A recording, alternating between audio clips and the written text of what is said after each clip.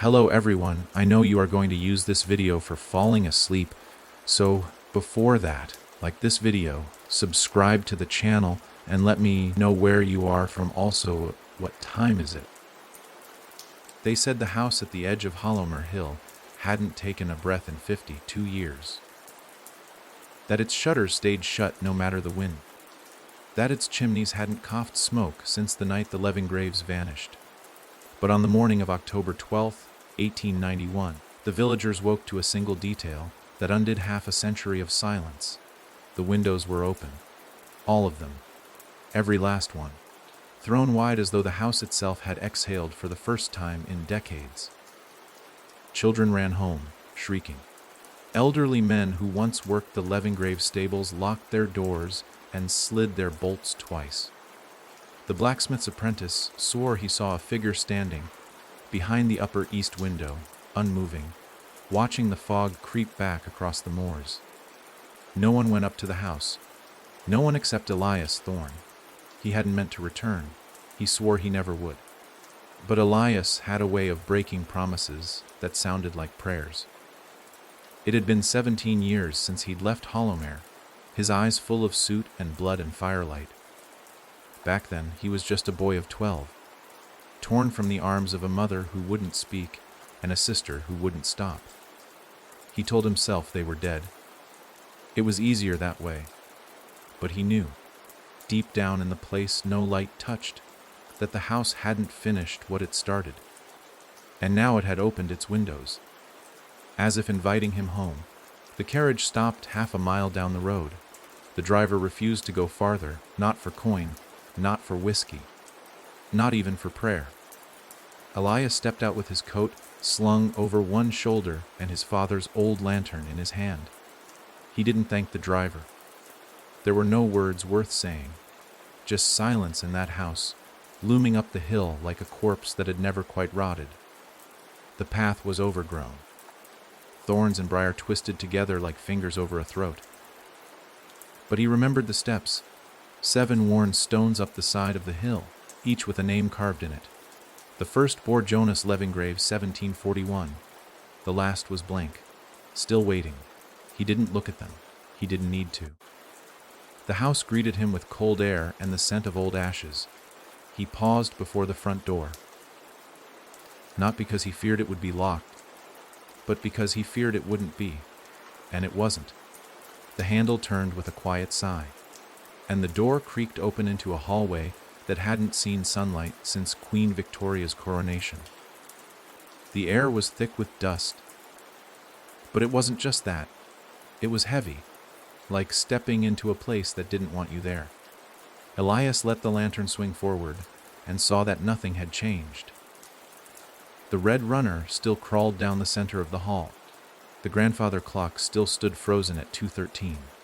And the mirror, God help him, the mirror was still cracked in 3 places. Each split shaped like a spider's legs curling inward. He walked past it without looking. Mirrors in this house didn't show your reflection. They showed things that moved behind your back. He passed the drawing room. The chairs were still covered in white sheets, but now they sagged like shrouds pulled over bodies too long buried. The chandelier had fallen. Its glass teeth shattered across the floor like broken promises. Elias stepped around it, careful not to touch anything, not even the door frames. There were things in the grain of the wood. Faces and whispers and claw marks he swore hadn't been there before. The library door groaned as he opened it. Books lined the shelves, but some had been torn open. Their pages crumpled as if something had tried to eat the words. In the center of the room sat the globe, spun half a turn, showing no country that had ever existed.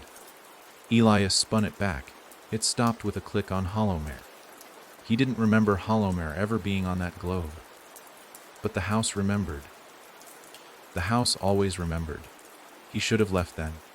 But something was calling him, not with sound, with memory, with dread, with that quiet, sick weight that settles in the chest when something forgotten starts to wake. He walked to the staircase. Each step creaked like it hadn't been touched in years. Dust swirled with each movement. but the higher he climbed, the colder it got. Not just chilly, but biting, like the house was drawing heat from his bones. At the landing, he paused. The portraits on the upper floor hadn't aged. That was the worst part. His mother's painted eyes still followed him down the hall. His sister's likeness still held that strange smirk, the one she wore the night she whispered something in Latin and laughed as the walls bled. He opened the door to his old room. The bed was made. The sheets were fresh. There were footprints on the floor, small ones, bare. Elias didn't move, didn't breathe, until he heard it, a giggle soft, childish. Coming from behind the armoire, he turned slowly. The light from his lantern danced across the walls, and for a moment, just a second, he saw a face peeking from behind the furniture. A girl. Pale, with eyes too wide and lips stitched shut with black thread. And then she was gone. The room fell silent. He closed the door and backed away. But the house wouldn't let him go. Not now. Not after all this time. Not after what he'd buried here. From the end of the hallway, the attic door stood open. It hadn't been open when he arrived. He didn't want to climb those stairs. Didn't want to hear what waited at the top. But his legs moved, pulled by something older than guilt. The lantern flickered. Once, twice. Then steadied, he reached the attic landing. It was empty. Dust coated the floor in thick gray sheets. Old trunks lined the walls, and in the center stood a rocking chair. It moved. Back and forth. Back and forth. But there was no one in it, just the chair rocking, as if something unseen had just stood up. Then came the sound. Thump, thump, thump. From inside the largest trunk in the corner, 3 slow knocks, like something tapping, waiting. He stepped forward, knelt, put his hand on the latch, and stopped. A whisper, faint and cold, slid across his neck. Don't. He turned. No one there. He opened the trunk. Inside was a doll, no dust, no age. Just porcelain skin, black button eyes, and a mouth painted red in a cruel, crooked grin. It was wearing his sister's dress, the same one she wore the night she disappeared, and tucked under its arm was a note, not aged, not yellowed, fresh, still damp with ink. It read, "Elias, you came back, but you were never meant to leave." He dropped the doll. The attic went dark. The lantern hissed out, and for one eternal second, Elias couldn't move, couldn't think. Then the voice came again, but not a whisper this time, not gentle. A child's voice, shrill, broken, laughing. "Tag, you're it." Something cold slammed into him from behind, knocking him to the floor. He rolled, gasping, reaching for the lantern, but it was gone. He couldn't see, couldn't breathe. And from the far side of the attic, in the dark, something dragged its fingers across the floor. Slow, scraping, coming closer. He scrambled to his feet, found the door, and bolted down the stairs. The hallway twisted. The stairs stretched. The house was changing. He could feel it. Walls throbbed. The floor pulsed like muscle. Mirrors cracked as he passed, each one showing not his reflection, but the pale girl. Closer. Smiling wider, he burst out the front door. But the world outside wasn't the same.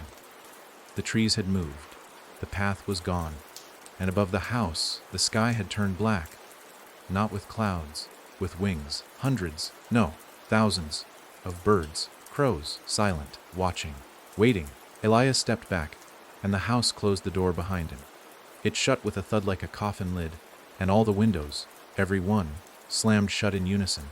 He was outside, but not free. Because Hollowmer Hill was no longer where he left it, and behind him, the house began to breathe. The forest wasn't supposed to be there. Elias stood just beyond the iron gate that had once opened to a narrow dirt path leading back into Hollowmer Village.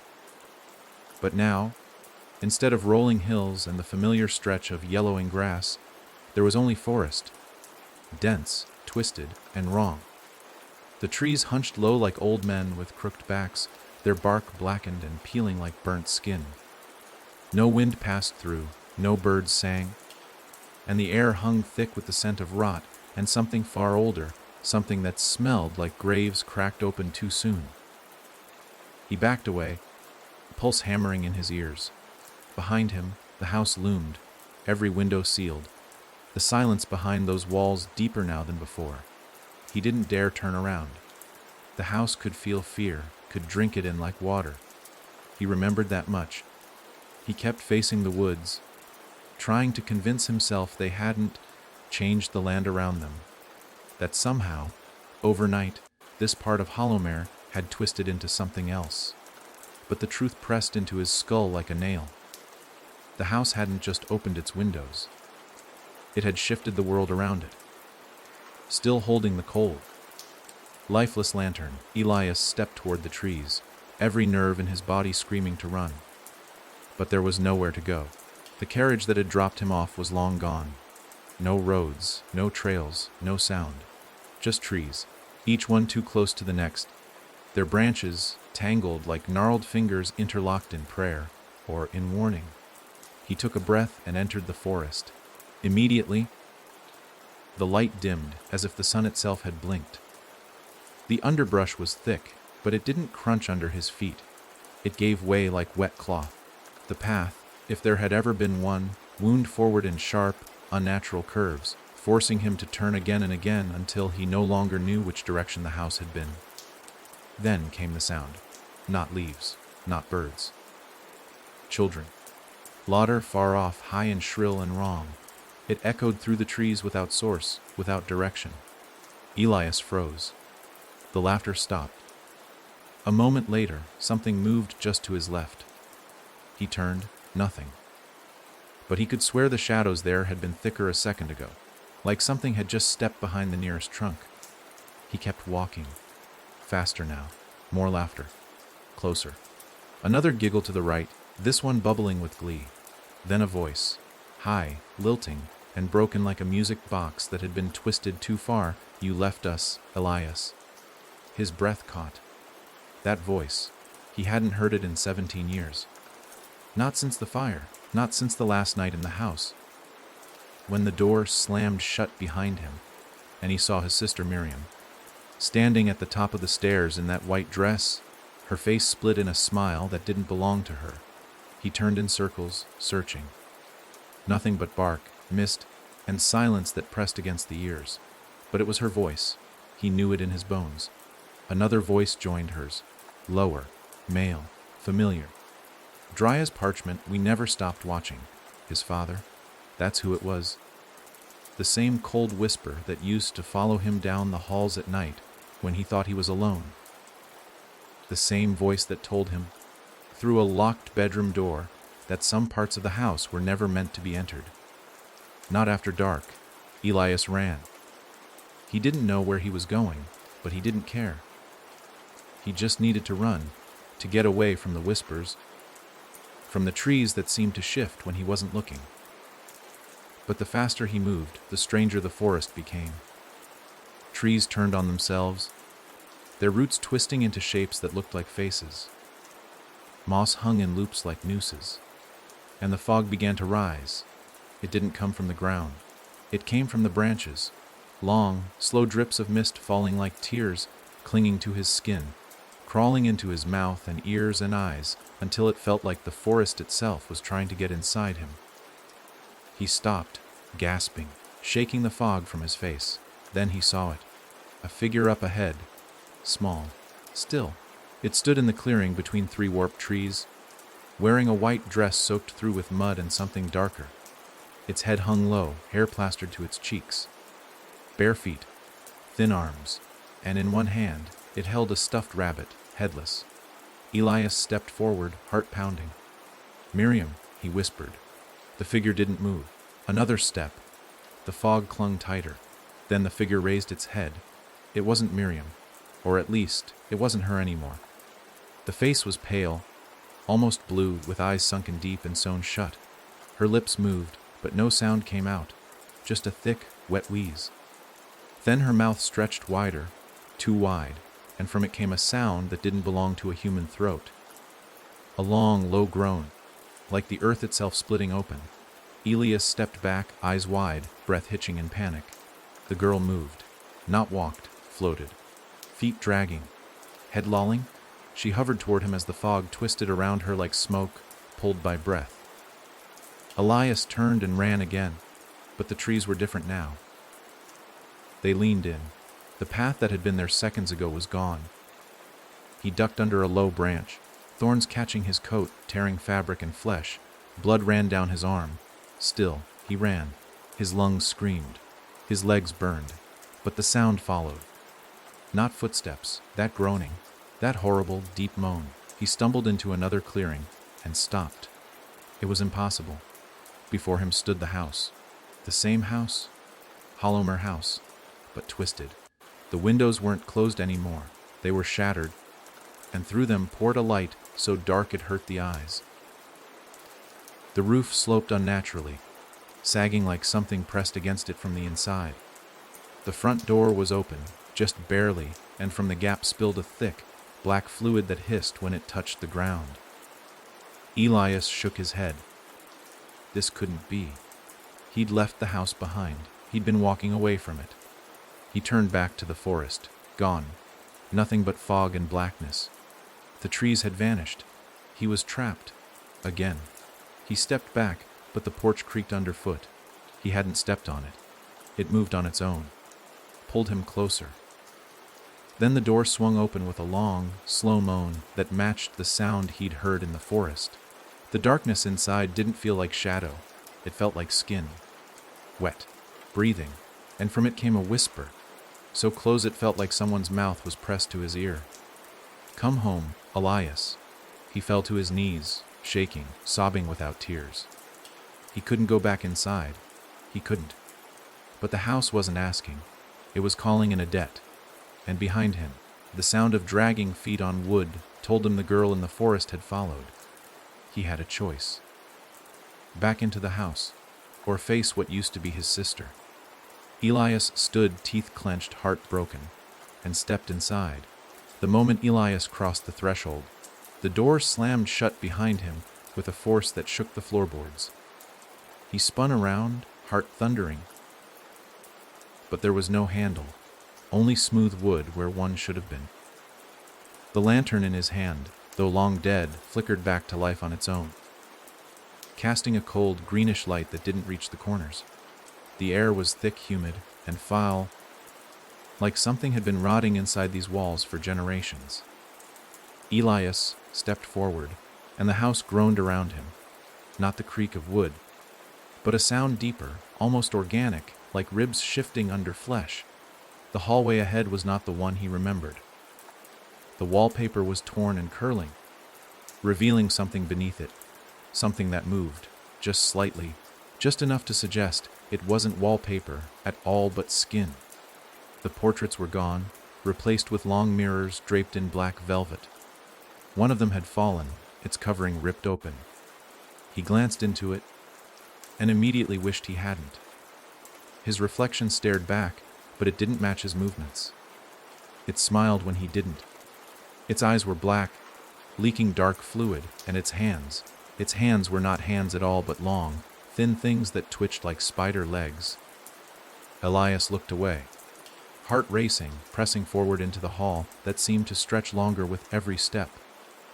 He knew this house, had grown up in it, but now it was alive, breathing, changing. The lantern trembled in his grip, casting uneven light on the floor that seemed to shift beneath him like water. He passed the study, the door half open, the sound of paper fluttering inside. He paused. That room hadn't been opened since the night of the fire. His father had locked it from the inside.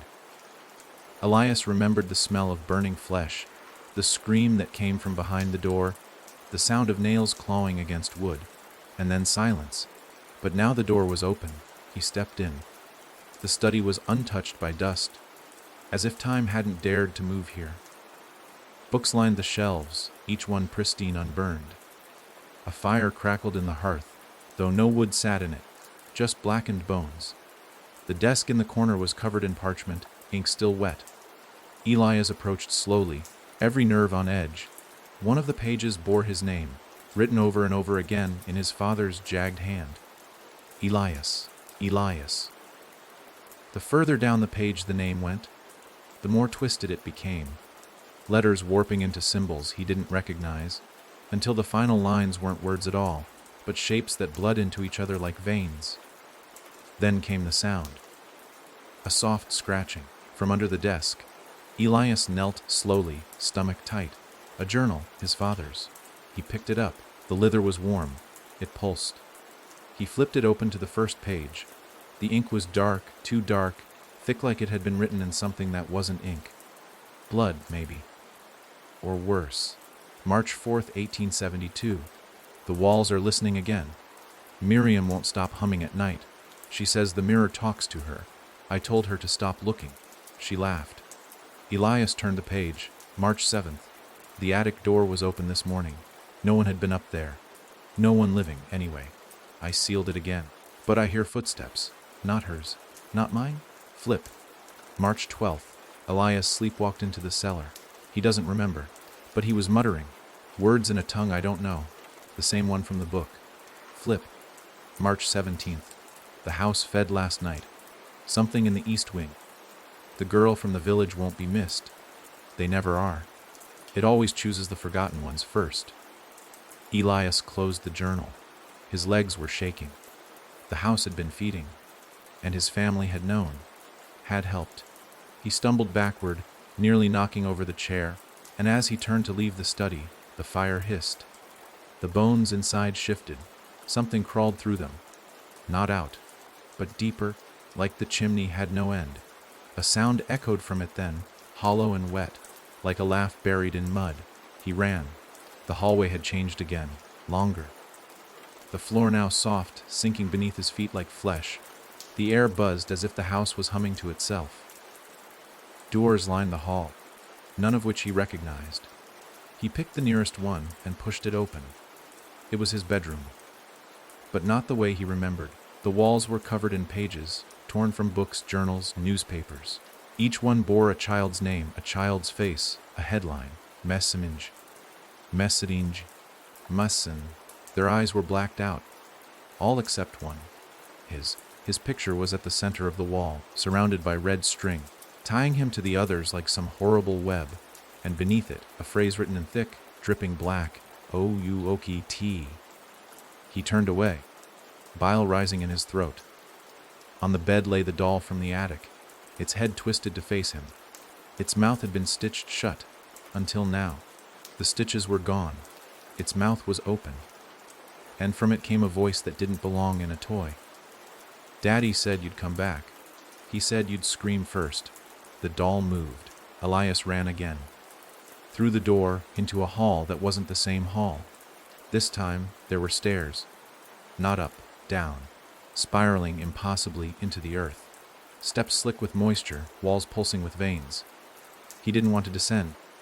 But the floor behind him began to fall away, boards peeling back to reveal a black void that sucked in light and sound. He had no choice. Down he went. Each step took him deeper than the last. Soon, he couldn't hear the house above anymore. Only the sound of water dripping, steady, like a heartbeat. The stairs ended in a stone corridor, lit by candles that burned without flame. Their glow was blue, and the shadows they cast moved independently, crawling across the walls like insects.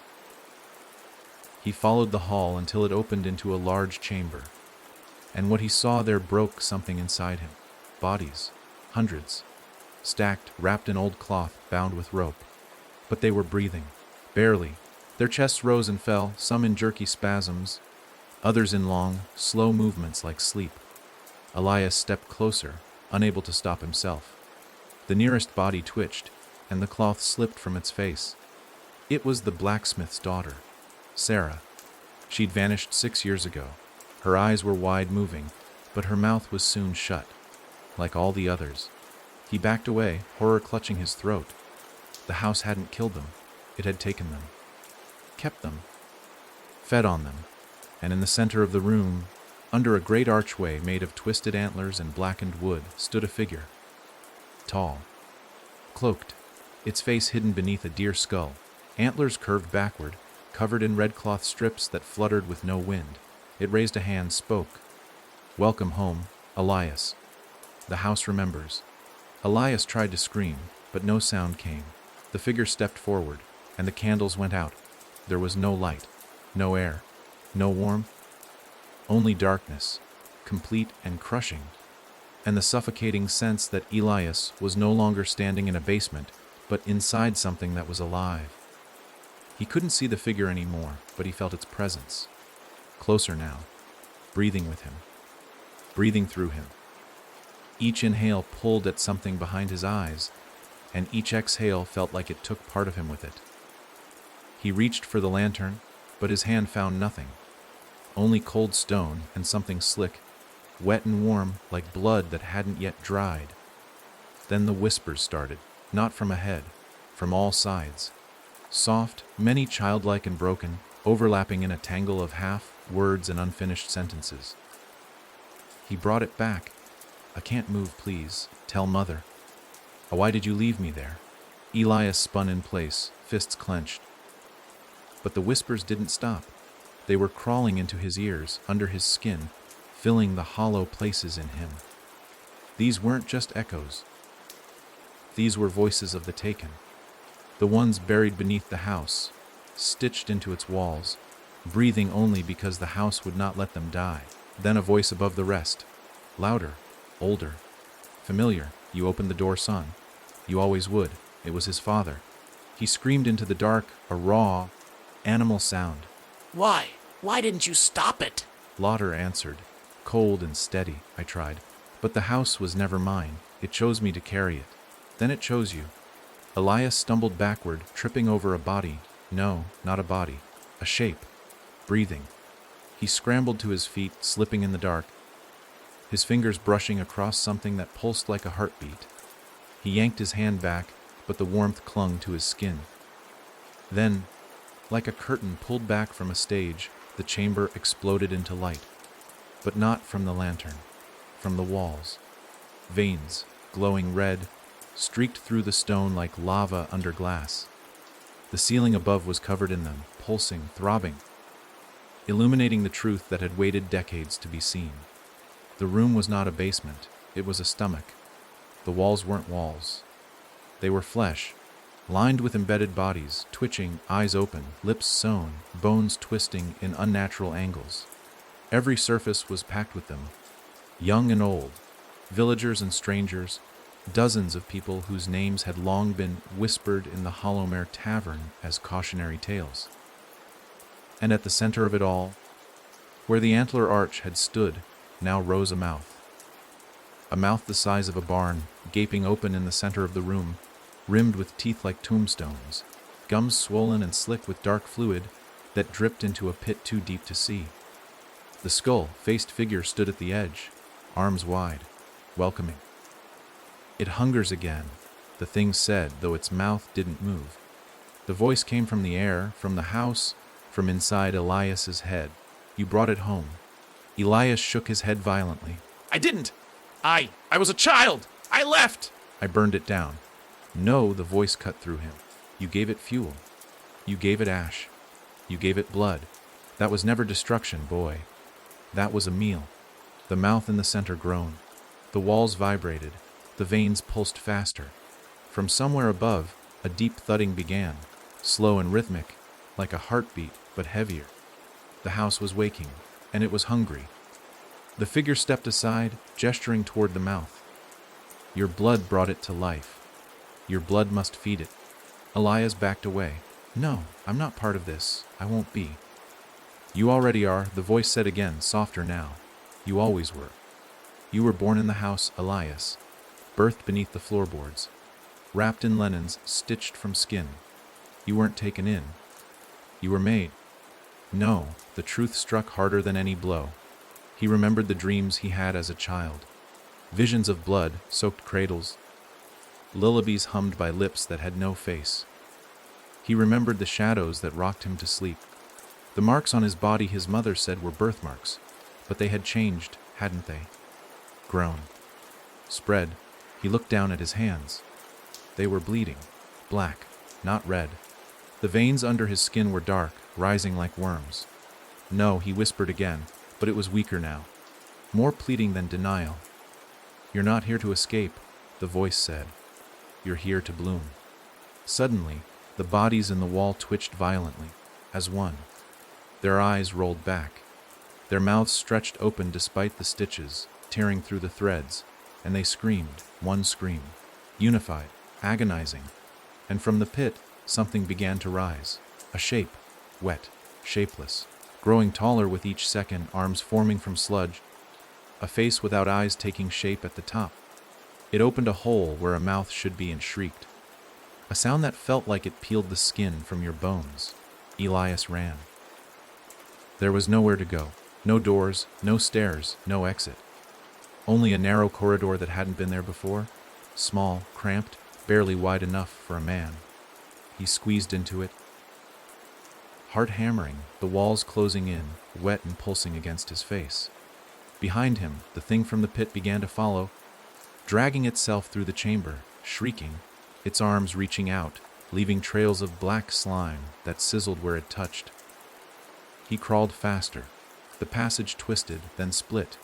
Two paths. He had no time. He chose left. The path narrowed, lower now, forcing him to slide on his stomach. Every breath burned. The walls were slick with something warm, something that pulsed. It felt like he was crawling through a throat, and maybe he was. After what felt like hours, or seconds, time no longer made sense. He spilled out into a new chamber, smaller, empty, except for a single mirror, tall, unbroken. He rose, wiping the muck from his face, turning to run, only to find the passage gone. No entrance, no exit, just him and the mirror. His reflection was waiting, but it wasn't mimicking him. It stood still, smiling, eyes black, veins bulging. It lifted its hand and beckoned him forward. Elias took a step back, and his reflection stepped forward. It pressed its hand against the glass, and the surface rippled, not like glass, like water. His reflection was no longer separate. It was trying to come through. He turned to the wall, tried to claw his way out, but the room had no seams. It was sealed. He turned back, just as the reflection stepped halfway through the glass. Now it was on his side. No longer a mirror, just another door the house had kept hidden. And from behind that thing that wore his face came another whisper, not in a voice he knew, but in one that felt stitched together from everyone he'd ever lost. "Let us in." The thing that stepped out of the mirror didn't walk. It glided, as if its feet had no need to touch the ground, as if gravity itself bent in fear around it. Elias backed against the cold, seamless wall. Every muscle in his body tensed for impact. But the thing only stared, head tilted, black veins slithering beneath its pale skin like worms in a jar. It wore his face, yes, but stretched wrong. Too smooth in some places, too swollen in others. It was him if he had never escaped. If the house had kept him. If the house had eaten him from the inside out. Its mouth curled into a grin that looked more like a wound splitting open. "You always return," it whispered, though its lips didn't move. The voice was inside Elias's head again, echoing against bone. "They always do. The house calls, and the blood answers." Elias pushed against the wall, hoping for a crack, a seam, a miracle. There was none. Just the reflection. No, not a reflection. A replacement. "I'm not part of this," Elias gasped, the words tasting like ash. "I never was." The thing stepped closer, its hands twitching, fingers long and jointless. "You think the blood you carry didn't choose this? You were born beneath its ribs, swaddled in its lungs.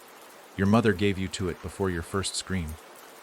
Elias shook his head, but memory stirred. Flashes he'd buried long ago bubbled up. His mother kneeling before the hearth, drawing symbols in suit on the floor. His sister standing over his crib, whispering the same Latin phrase again and again, even when no one was in the room.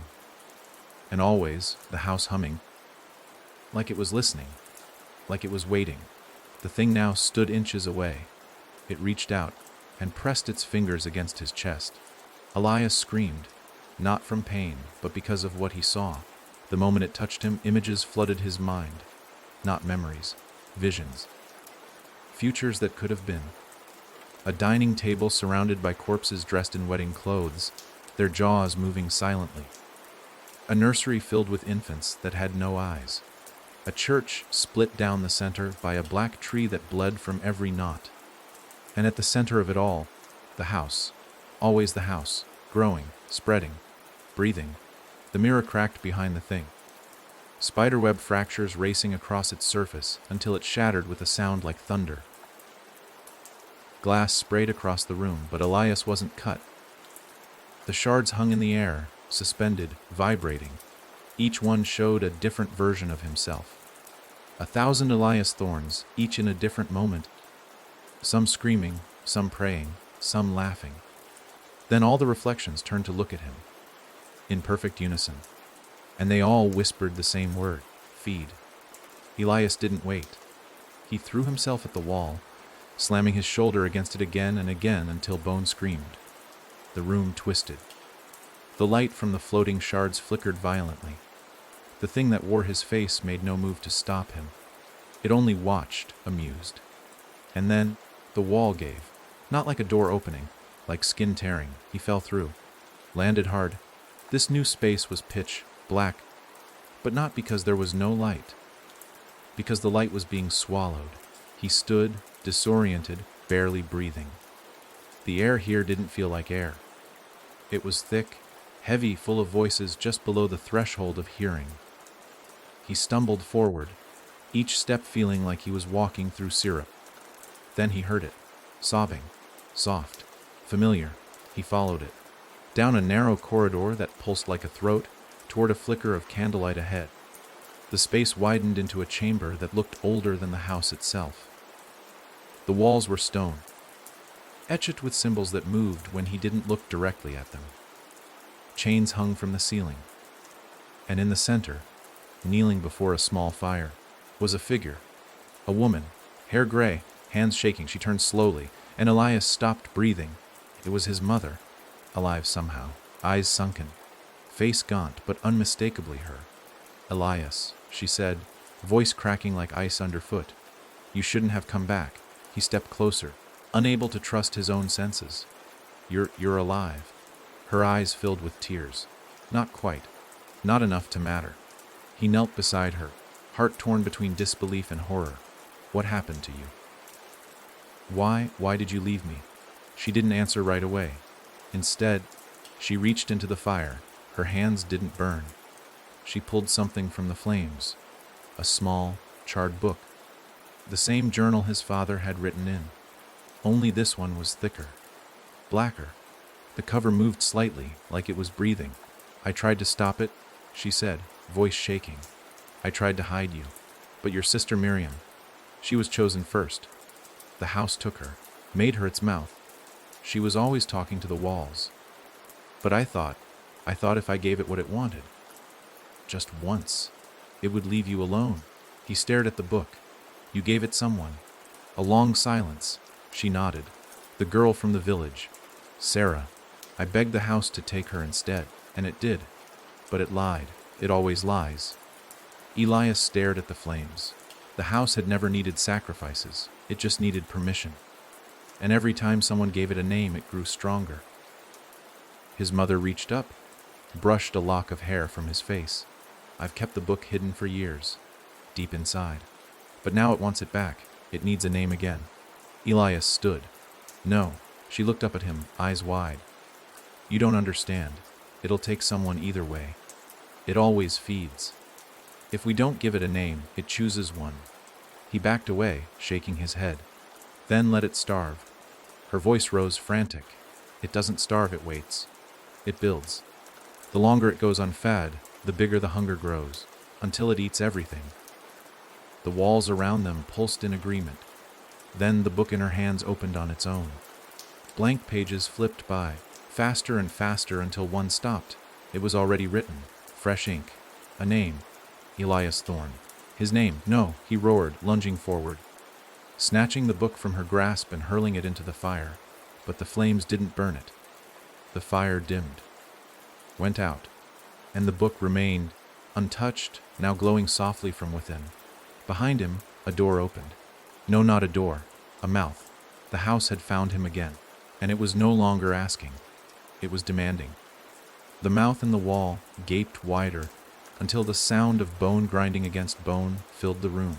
Air was being pulled toward it, dragging ash, chains, even bits of Elias's torn coat. His mother fell to her knees, clutching her ears, crying out words that weren't prayers anymore. Elias grabbed her by the shoulders and pulled, but her body felt weightless, as if she were already half gone. The pull from the mouth deepened. The floor itself began to slide, stones loosening one by one like teeth being drawn from a jaw. Then the book in the fire gave a single breath. The flames bent backward, sucked into its pages. Smoke poured out of it in slow, lazy curls that formed shapes, faces, maybe, or names. The ink on the pages swam like living veins. Elias reached for it without thinking, and the instant his fingers brushed the cover, it seized him. Heat rushed through his arm and into his chest. The world around him blurred, until he could no longer tell if he was standing or drowning. He saw flashes the night of the fire, Miriam on the staircase, his father hammering nails into the walls while something behind him watched through the cracks. Then a new image. His own face, older, sitting at that same desk, writing in this same book. He dropped it. The room snapped back. His mother was gone. Only her shawl remained, folded neatly on the stone beside him. The mouth had closed. The walls were still again, pulsing faintly as though pleased. Elias picked up the book. Its cover felt like skin, damp and warm. Across the front, fresh words crawled into existence as he watched "The Keeper Must Return." He didn't know what that meant, but he could feel the weight of it in his bones. The book wanted him, needed him. It beat in rhythm with his heart. A sound stirred behind him. The faint creak of hinges. A doorway had appeared where the mouth had been, leading into a corridor lit by a dull red glow. He could smell iron and salt and something sweet beneath it, something that reminded him of childhood fever. He hesitated, then stepped through. The corridor slanted upward. With each step, the pulse of the walls grew louder, slower, like the heartbeat of something enormous sleeping just above. The air grew warmer until his breath came out in visible waves. When he reached the top, the passage opened into a vast hall he didn't recognize. This wasn't part of the house he'd grown up in. It was older, built of stone and bone, the ceiling lost in darkness. Dozens of candles burned along the edges of the room, but the wax ran upward instead of down, as though gravity had forgotten which way was right. At the center stood a long wooden table, covered with relics, a rusted key, a child's shoe, a lock of hair tied with twine, and at the far end, a cradle, empty. The rocking of it was slow, steady, as if someone invisible soothed what wasn't there. Elias approached carefully, the book still clutched against his chest. When he reached the cradle, the air shifted. The rocking stopped. A whisper rose, surrounding him, sliding across the walls and floor like mist. "Do you remember your song?" The voice was female, soft, almost tender. "You sang it when you were born. The house still hums it." He turned. Miriam stood in the doorway. Her eyes were open now, no stitches, no blood, but they were hollow, pupils wide and empty. Her skin was too pale, her smile too calm. She looked 16 again, untouched by years, untouched by fire. "Miriam," the word came out like a prayer and a curse all at once. "You shouldn't have thrown the book," she said, stepping closer. "It doesn't forgive. It waits. It writes what must happen, and now it's written you." He lifted the book. "What is it?" "Our blood," she said simply. "Father made the first page. Mother made the last. I made the middle. You're the ending." She reached into the cradle and pulled out a bundle of white cloth. For a heartbeat he thought it was empty. Then the cloth moved. Something inside it writhed, a tiny, wet motion. She unwrapped it slowly. A face stared up at him. Not human, not child. Its skin was translucent, its eyes black marbles swimming in fluid. But he knew that face. It was his, smaller, new. The thing opened its mouth and cried, a sound so thin it sliced through him. "It's been rewriting," Miriam whispered. "The house wants a perfect version. One that won't run. Elias stumbled backward. No, that's not. You. She finished for him. Not yet, but soon. The floor beneath her split open, a crack stretching from one wall to the other. Heat and wind blasted up through it, carrying the stench of the pit below. Miriam didn't move. Her hair lifted in the current like black smoke. You can stop it, she said. You can feed it before it finishes. Give it a name. I won't. You have to. Her voice broke. It already chose me once. Don't let it choose again. He looked down at the book. The pages fluttered, blank, waiting. The house was listening. Somewhere deep inside, something scraped. A slow dragging sound like claws against stone. The candles flared blue. The crack widened, spilling light that wasn't light at all, but the color of sickness. From it rose a column of air that formed a shape, almost human, almost speaking. Every wall in the hall began to whisper his name, Elias Thorne. Elias Thorne. He dropped to his knees, covering his ears, shouting over the chorus. Enough! The book flew open on its own, pages turning until it stopped at the center. The ink poured upward, forming letters in the air, twisting into words that hung before him. Name it, or it will name you. Miriam's voice came from everywhere now, echoing, splitting, multiplying until it became a choir of her. The house must feed. He closed his eyes. The roar of the pit filled his head. Images flashed. Sarah's stitched eyes, his father's burned hands, his mother's shawl, Miriam's smile, the reflection's black grin. All of them waiting, all of them wanting. He opened the book. The quill appeared out of thin air, slick with blood. It hovered, waiting for him to write. He thought of the villagers, the children, the lost. He thought of his mother's voice saying, "It always chooses someone." He took the quill and wrote a name, not his. The house shuddered. The air went still. Then came a scream from far above, through every floor and wall, through every beam and pipe. The sound of Hollowmere itself crying out as something massive awoke beneath it. The book snapped shut. A single drop of blood fell onto its cover and sank in. Elias stood, trembling. It's done. But the whisper that came back chilled him to the marrow. It's never done. The cradle tipped, the bundle inside sliding into the crack. Miriam followed it with her eyes, tears streaming down a face that wasn't alive enough to weep. She mouthed something he couldn't hear, then vanished with the light. Elias was alone again, the book pulsing in his hands, the hall beginning to crumble. He ran. The corridor behind him collapsed in waves, each stone falling like a heartbeat stopping. He burst through an arched doorway and found himself back in the main hall of the house. Except the ceiling was gone, replaced by open sky the color of bruises. Rain poured through the hole, hissing as it touched the floor. The front door stood ajar. He stepped toward it, the book heavy in his arms. Outside, the village burned. Flames crawled across rooftops, and black shapes moved through the smoke, shapes that looked almost human but not quite. Their mouths gaped open, devouring the rain, devouring the screams. Elias clutched the book tighter. The house had fed, and it had chosen its meal.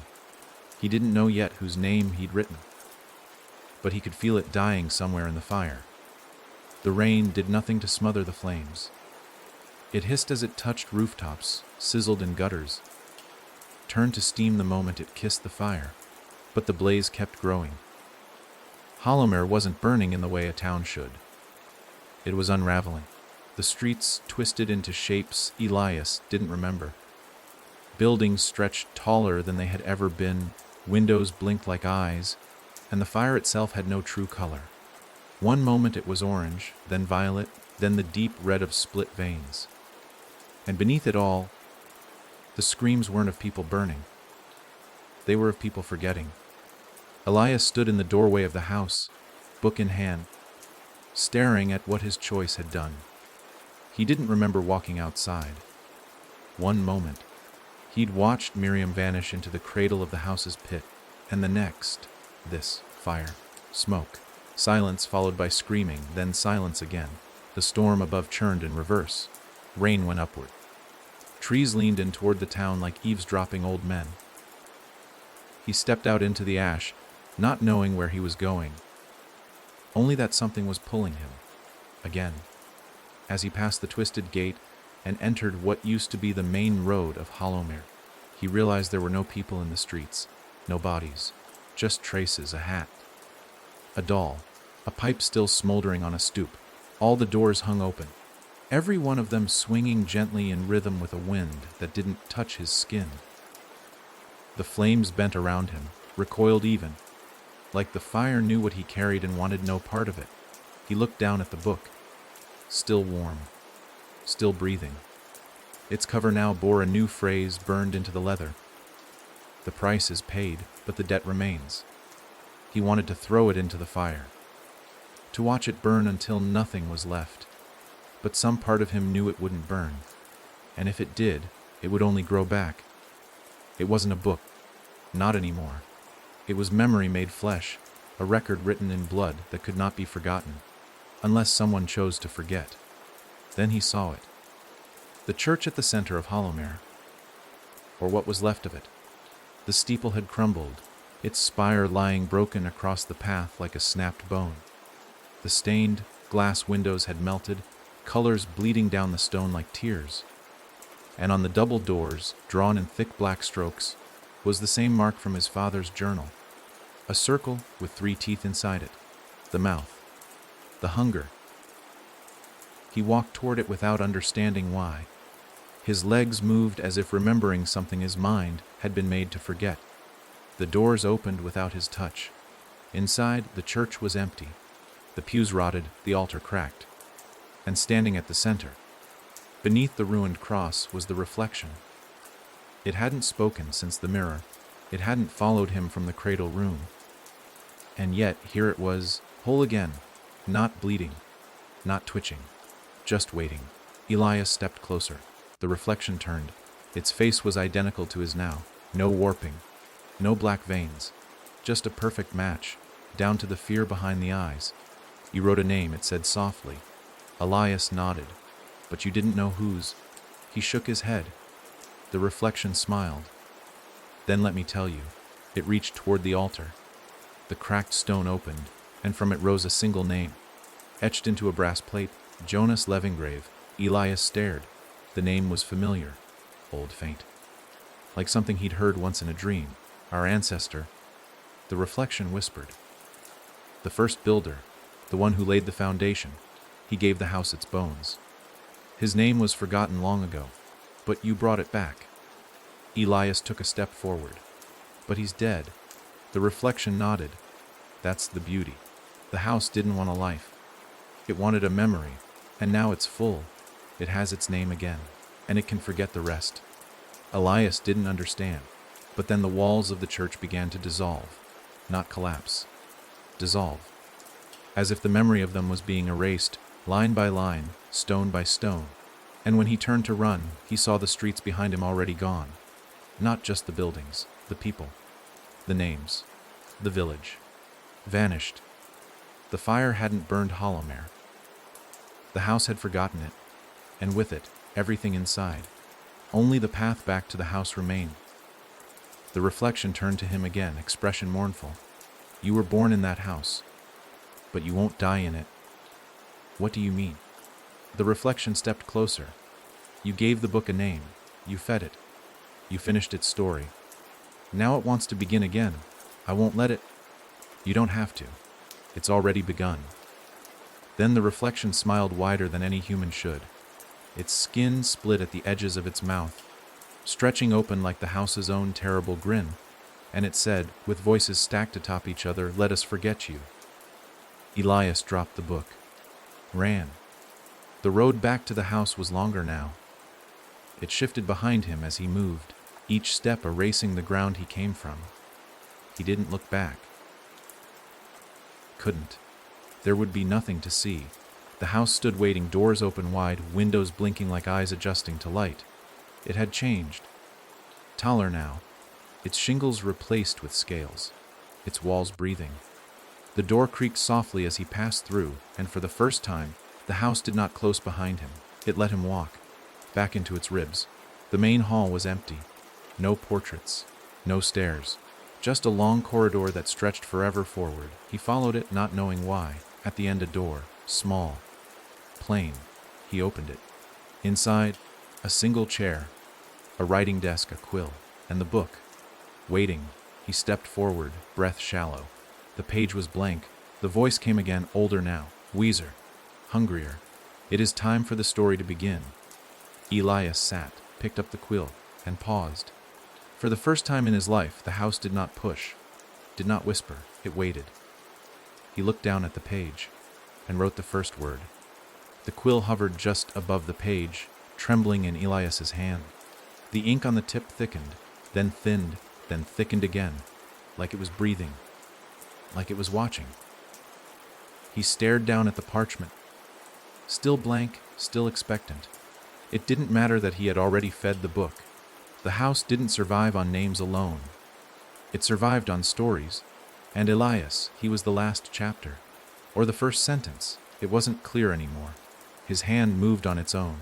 Not forced, not possessed, but remembering. The line curved, formed letters. Letters became words. Words bled into a name, but not his. Not the name he'd written in the cradle room. This one was stranger. Older. As the ink sank into the parchment, it made the candlelight shudder, made the walls pulse with a slow, steady thrum. The name didn't belong to any man. Not one born of blood and bone. It belonged to the thing beneath. He didn't know how he knew that, but he did. He stared at it, breath tight in his throat. Virexel. The name twisted as he looked at it, coiling like smoke on a still night, as if the page resisted holding it, as if writing it had torn something loose.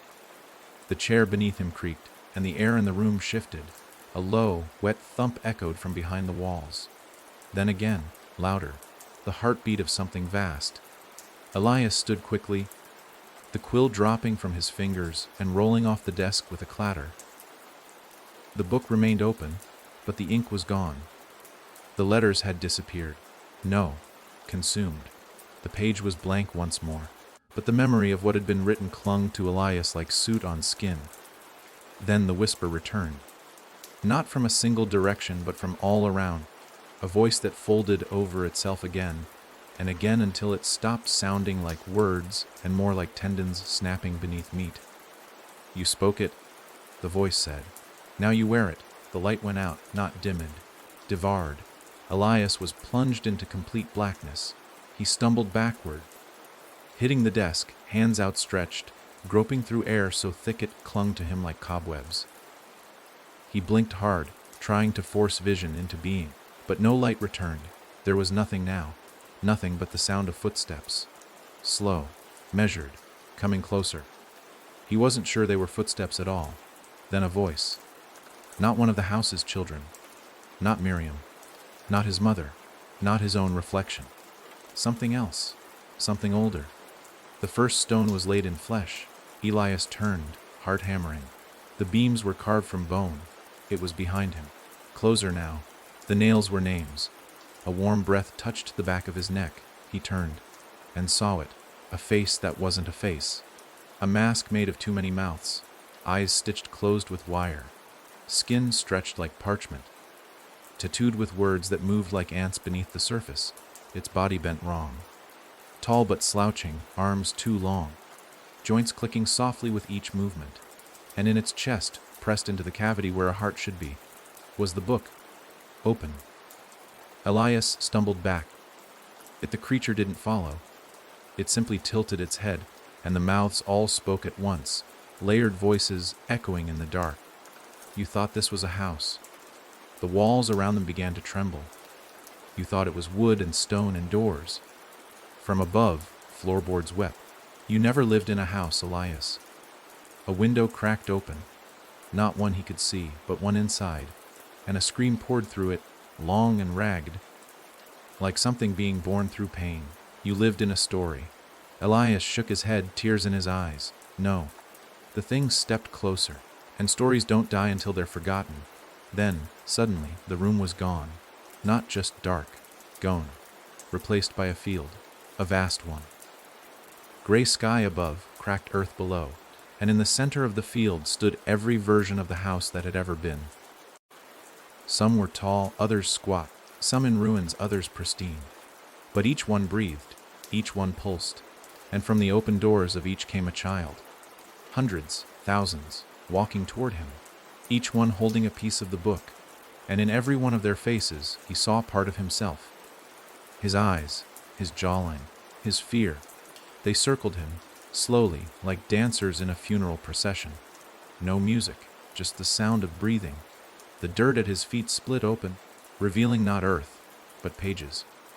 Blank ones, infinite. He fell to his knees, overcome. One of the children approached. She had Miriam's hair. His mother's eyes. She knelt beside him and offered her piece of the book. He took it with shaking hands. It burned cold, and upon it, one word formed. Author.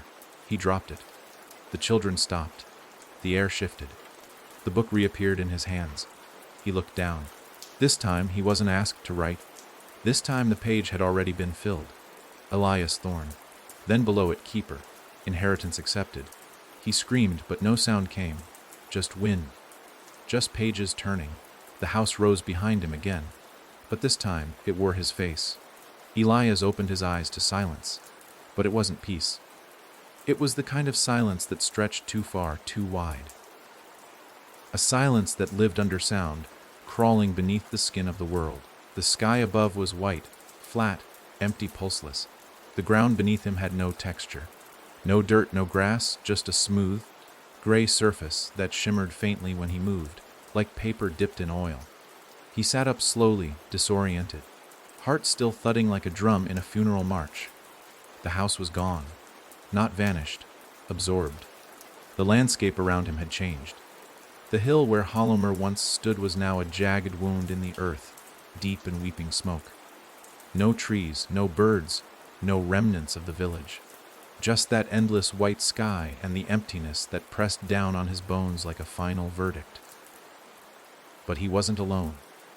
Shapes loomed on the horizon, dozens of them. He couldn't make out what they were, only that they stood still, waiting, as if they'd been expecting him.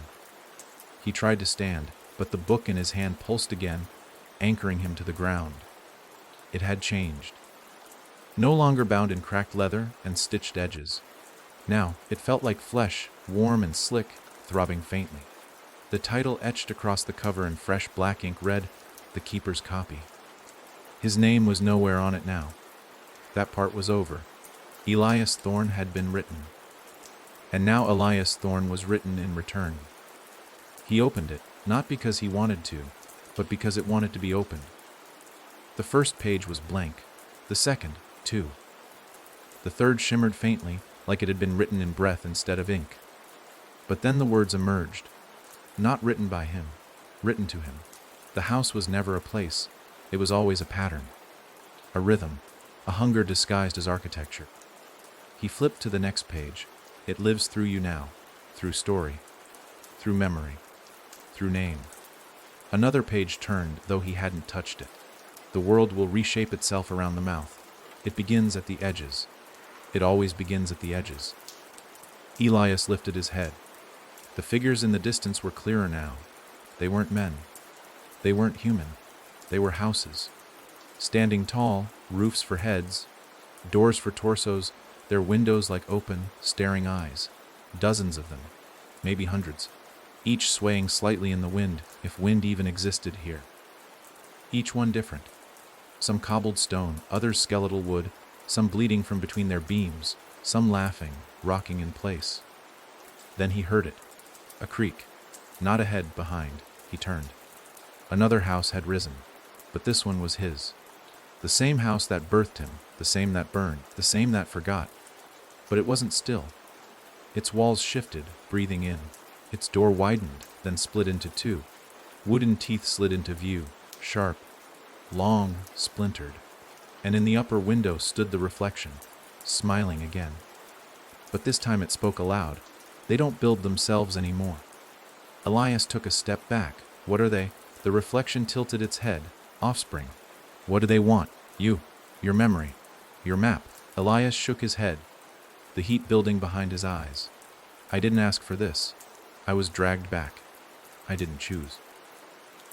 But the reflection stepped through the window like water, spilling down the front of the house, taking shape on the ground before him. Now it was Elias again, identical in every way, but quieter, calmer, like a version of himself that had already given in. It said, "You did choose. Not when you came back." When you remembered, behind them the land trembled. Far on the horizon, another shape began to rise. A house, a new one, built from bone. Its roof was stitched skin, its shutters made of ribs. The door creaked open, and a scream poured from it, not of pain, but of birth. The book pulsed again. A new word appeared on the page. Welcome. The reflection reached toward Elias and gently touched his chest. The world folded. Not broke, folded. Like pages turning, like chapters ending, like something being rewritten.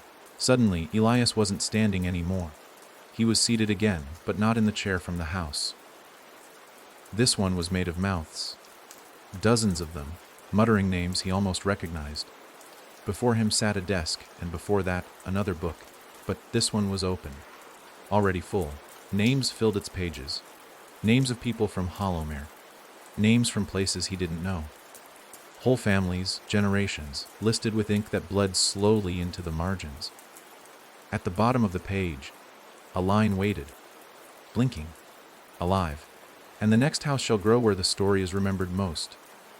Elias looked at his hands. They were stained with ink.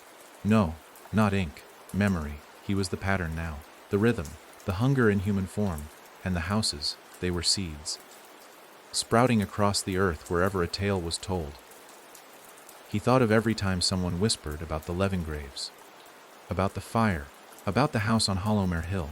Every word a brick, every whisper a beam, every fear a nail. And then he understood the truth that lived beneath it all. The house didn't trap people. The house was made of people. Every story told about it was mortar, every forgotten soul a floorboard, and now that he knew its name, it could finally grow. Across towns, across memories, across generations, and the next house wouldn't need land, wouldn't need blueprints.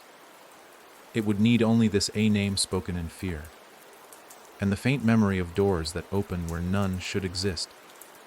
Elias stood from the chair made of mouths, and they wept as he did.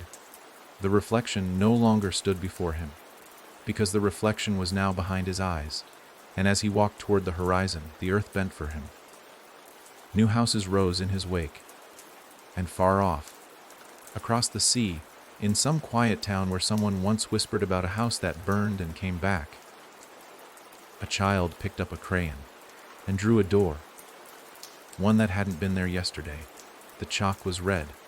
That's what caught her teacher's eye first. Not because red was unusual, but because they were certain, absolutely certain, it wasn't part of the classroom's art supplies.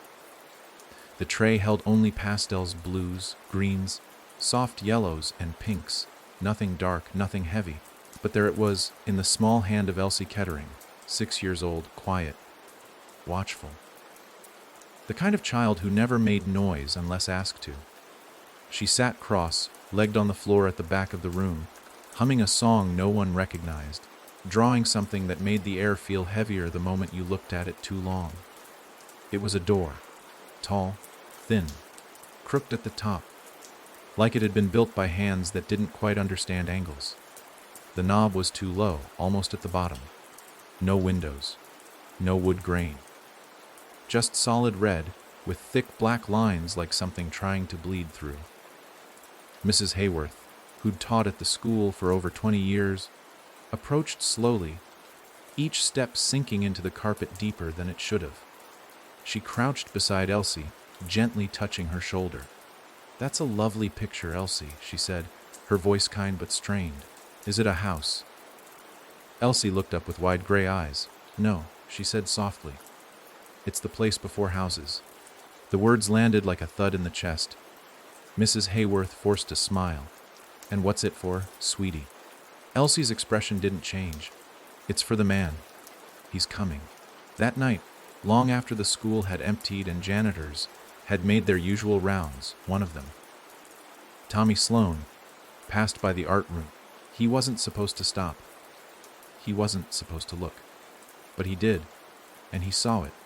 The drawing was still on the floor. Only now the door wasn't flat. It had depth, a faint shadow beneath the knob. He stepped into the room, unease crawling up his spine like fingers too cold to be kind. He blinked once, and when he opened his eyes again, the drawing was open. Not the paper, not the chalk, the door, just slightly ajar. And from the gap came a breeze that smelled of rot, rain, and the hollow spaces between floorboards. Tommy didn't scream. He didn't speak. He simply walked forward, as if pulled, and then he was gone. The next morning, there was no drawing on the carpet, only a faint outline of red chalk dust, and a name, scrawled in handwriting that didn't belong to any child. Welcome, Elsie. Miles away, Elias Thorne paused in the middle of a street no one had walked in decades. The sky above had turned darker again, the kind of dark that isn't nighttime, but morning. The book at his side, silent for hours, shivered. A new name had written itself inside. He opened it. Elsie Kettering. No blood, no ink, just memory. The page pulsed once, then settled. He should have felt relief. He didn't. Because names don't just appear in the book. They echo. The keeper does not chase. He waits. But something about the name stirred discomfort deeper than he could explain. He sat on the edge of the forgotten curb, stared at the book, and whispered to the air, "You're not ready." But the house, wherever it now stood, whatever shape it had taken, had already chosen. Elsie sat in her room, knees hugged to her chest. Her mother was downstairs arguing on the phone again. Something about the school. About the incident. She didn't hear most of it. She didn't need to. The door she'd drawn yesterday was back, but this time, not in chalk. It was on the wall, tall, crooked, knob low. It pulsed softly, as if breathing. She stared at it, not afraid, just waiting. The first time she saw it, she'd been 3, in a dream. Only it hadn't been a dream. The man with 2 faces had told her that. He wore her father's voice, but not his eyes. Back then, she hadn't understood the whisper he left behind. But now she did. It had repeated all morning. You must remember to forget it first. So she reached under her bed, pulled out the notebook she'd kept since before she could write, and flipped to the blank page. Her fingers moved without guidance. A single word appeared in crayon: Holomer. She didn't know what it meant. But the door did. It creaked. Not loudly, just enough for the air to change. Elsie set the notebook down and stood. Her hand hovered over the knob. Something inside her trembled, but it wasn't fear. It was memory, or maybe recognition. She turned the knob. Light poured through. But it wasn't warm. It wasn't cold either. It was empty, and in the emptiness stood the outline of a house. But it wasn't built yet, just waiting. For her. The moment Elsie stepped through the door, the world folded in on itself, not with a scream or flash, but with a hush so absolute it seemed to swallow time. The air thickened, warm and pulsing, like stepping into the lungs of something sleeping. There was no floor, not in the way she knew it. Only a surface that shimmered beneath her bare feet, shifting colors like bruised skin healing in reverse. Above her, the sky was bone, white, streaked with threads of red that moved as if pulled by invisible fingers. The house was there, but not fully. A skeleton of it. Beams twisted into place overhead as she walked, planks groaning as they shaped themselves around her, forming a hallway that had no end and too many beginnings. She wasn't scared. She should have been. Any other child would have screamed for their mother, dropped to their knees, begged to go home. But not Elsie. Elsie had been here before. Not in this life. Not in any way that mattered to adults. But in her dreams. In her drawings. In the way her reflection sometimes looked at her too long, as if wondering which one of them was real. This place knew her shape, knew her thoughts, knew what she would build before she did, as she moved forward. The house rose around her, not with construction, but with memory. Portraits she didn't recognize lined the walls, each shifting slightly when not looked at directly. Faces flickered. Names came unbidden. She passed a door that wasn't there seconds before. On it, the words "the first keeper." Inside, a man knelt, hunched over a desk, quill in hand. His face was hidden behind a veil of black hair, but she saw the book. That book, open in front of him. He was shaking. "Is that him?" she asked aloud, her voice swallowed by the walls. The man's head rose. His eyes were hollow, and from the empty sockets pages spilled, crumpled and wet. She stepped back. The door vanished. She kept walking. With every step, the house remembered more. Hallways twisted, rooms formed, then unformed. Furniture blinked in and out of existence. Voices hummed from the floorboards, not whispering warnings, but instructions. And Elsie listened. In a small room shaped like a child's fist, she found a mirror. Its surface was cracked, but not broken. Behind it, movement. Not her reflection, but something watching from the other side. She touched the glass, and it rippled beneath her fingers like water gone sour. A whisper rose from behind the glass. "You can draw the doors, Elsie, but you must not open them all." She didn't ask why. She already knew. Some doors led inward, some led down. She turned from the mirror and found a piece of chalk in her hand. Not red this time. Black, and a wall, bare and white, stretched before her. She knelt and began to draw. Lines sharp, sure. A room formed on the wall, a place not yet born. As she finished, the real room shifted to match. A table emerged, a chair, and on the table a box. She opened it, inside teeth, not loose, not scattered, a set perfect, polished. Too large for any human mouth.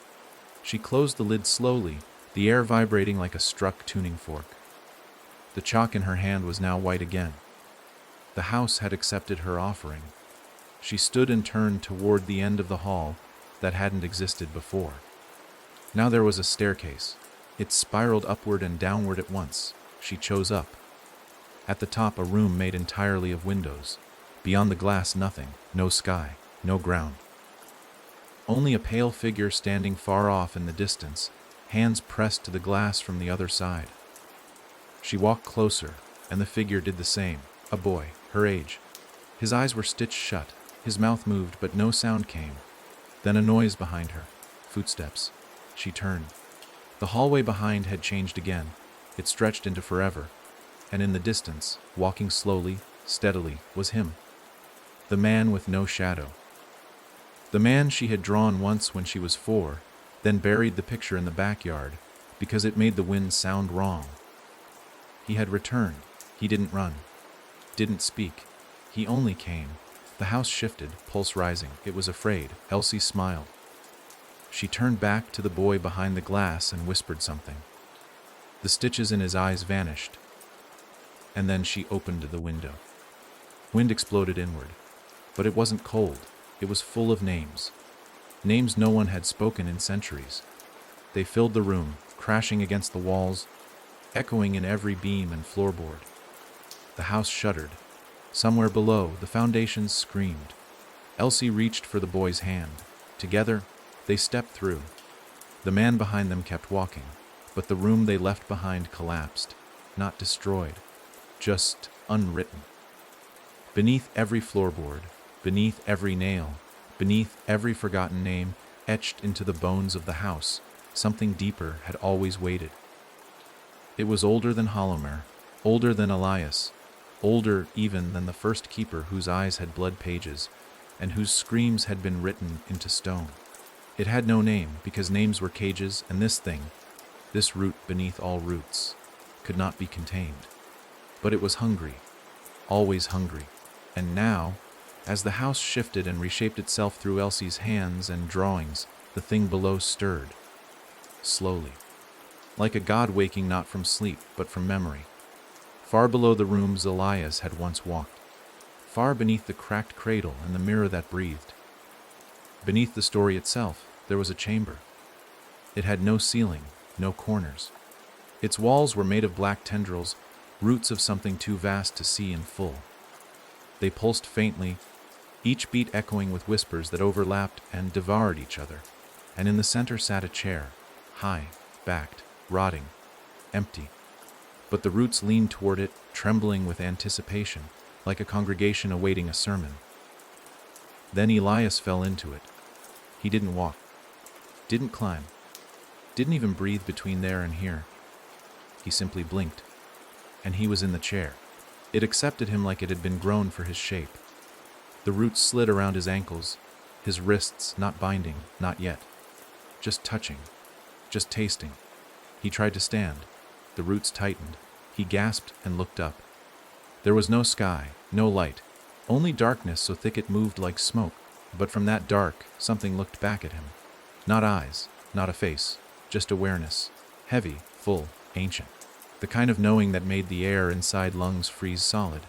He gritted his teeth. I fed you. I named you. The darkness didn't answer in words. It showed him. Images, thousands. All at once. Every name he'd written. Every soul swallowed. Every door that had opened in cities he'd never seen. In homes too far for his voice to reach. In dreams of people who'd never heard the name Holomer, but had still felt the pull. All of them feeding it. Because the house was never just one place. It was a seed. It bloomed wherever fear was named, wherever memory was broken open, wherever a door was drawn where no door should be. You made me the keeper, Elias spat. And now you want me to kneel. A voice rose, from beneath the roots, from behind his own teeth. You were never the keeper. You were the pen. The roots surged forward, up his arms, across his spine. Not painful, but intimate. Like being read by something with no fingers, no voice, just hunger. They peeled back his thoughts, his memories, not to consume, but to study, to write. And then Elias felt it, his name slipping, not from his mouth, but from existence, like it was being erased. Not forgotten, unwritten. No, he gasped. You can't. I fed you. I birthed you. You named me, the voice answered, now behind his ears. But she drew me, and he saw her. Elsie, smiling, standing at the edge of a world still building itself. She had done what he never could. She didn't just remember, she created.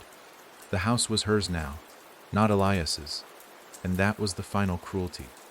He had spent his whole life trying to escape, then contain, then command the story. But the house didn't want a master. It wanted a mother. The roots let go. Elias collapsed from the chair, gasping. But it wasn't the same room anymore. The chamber was gone.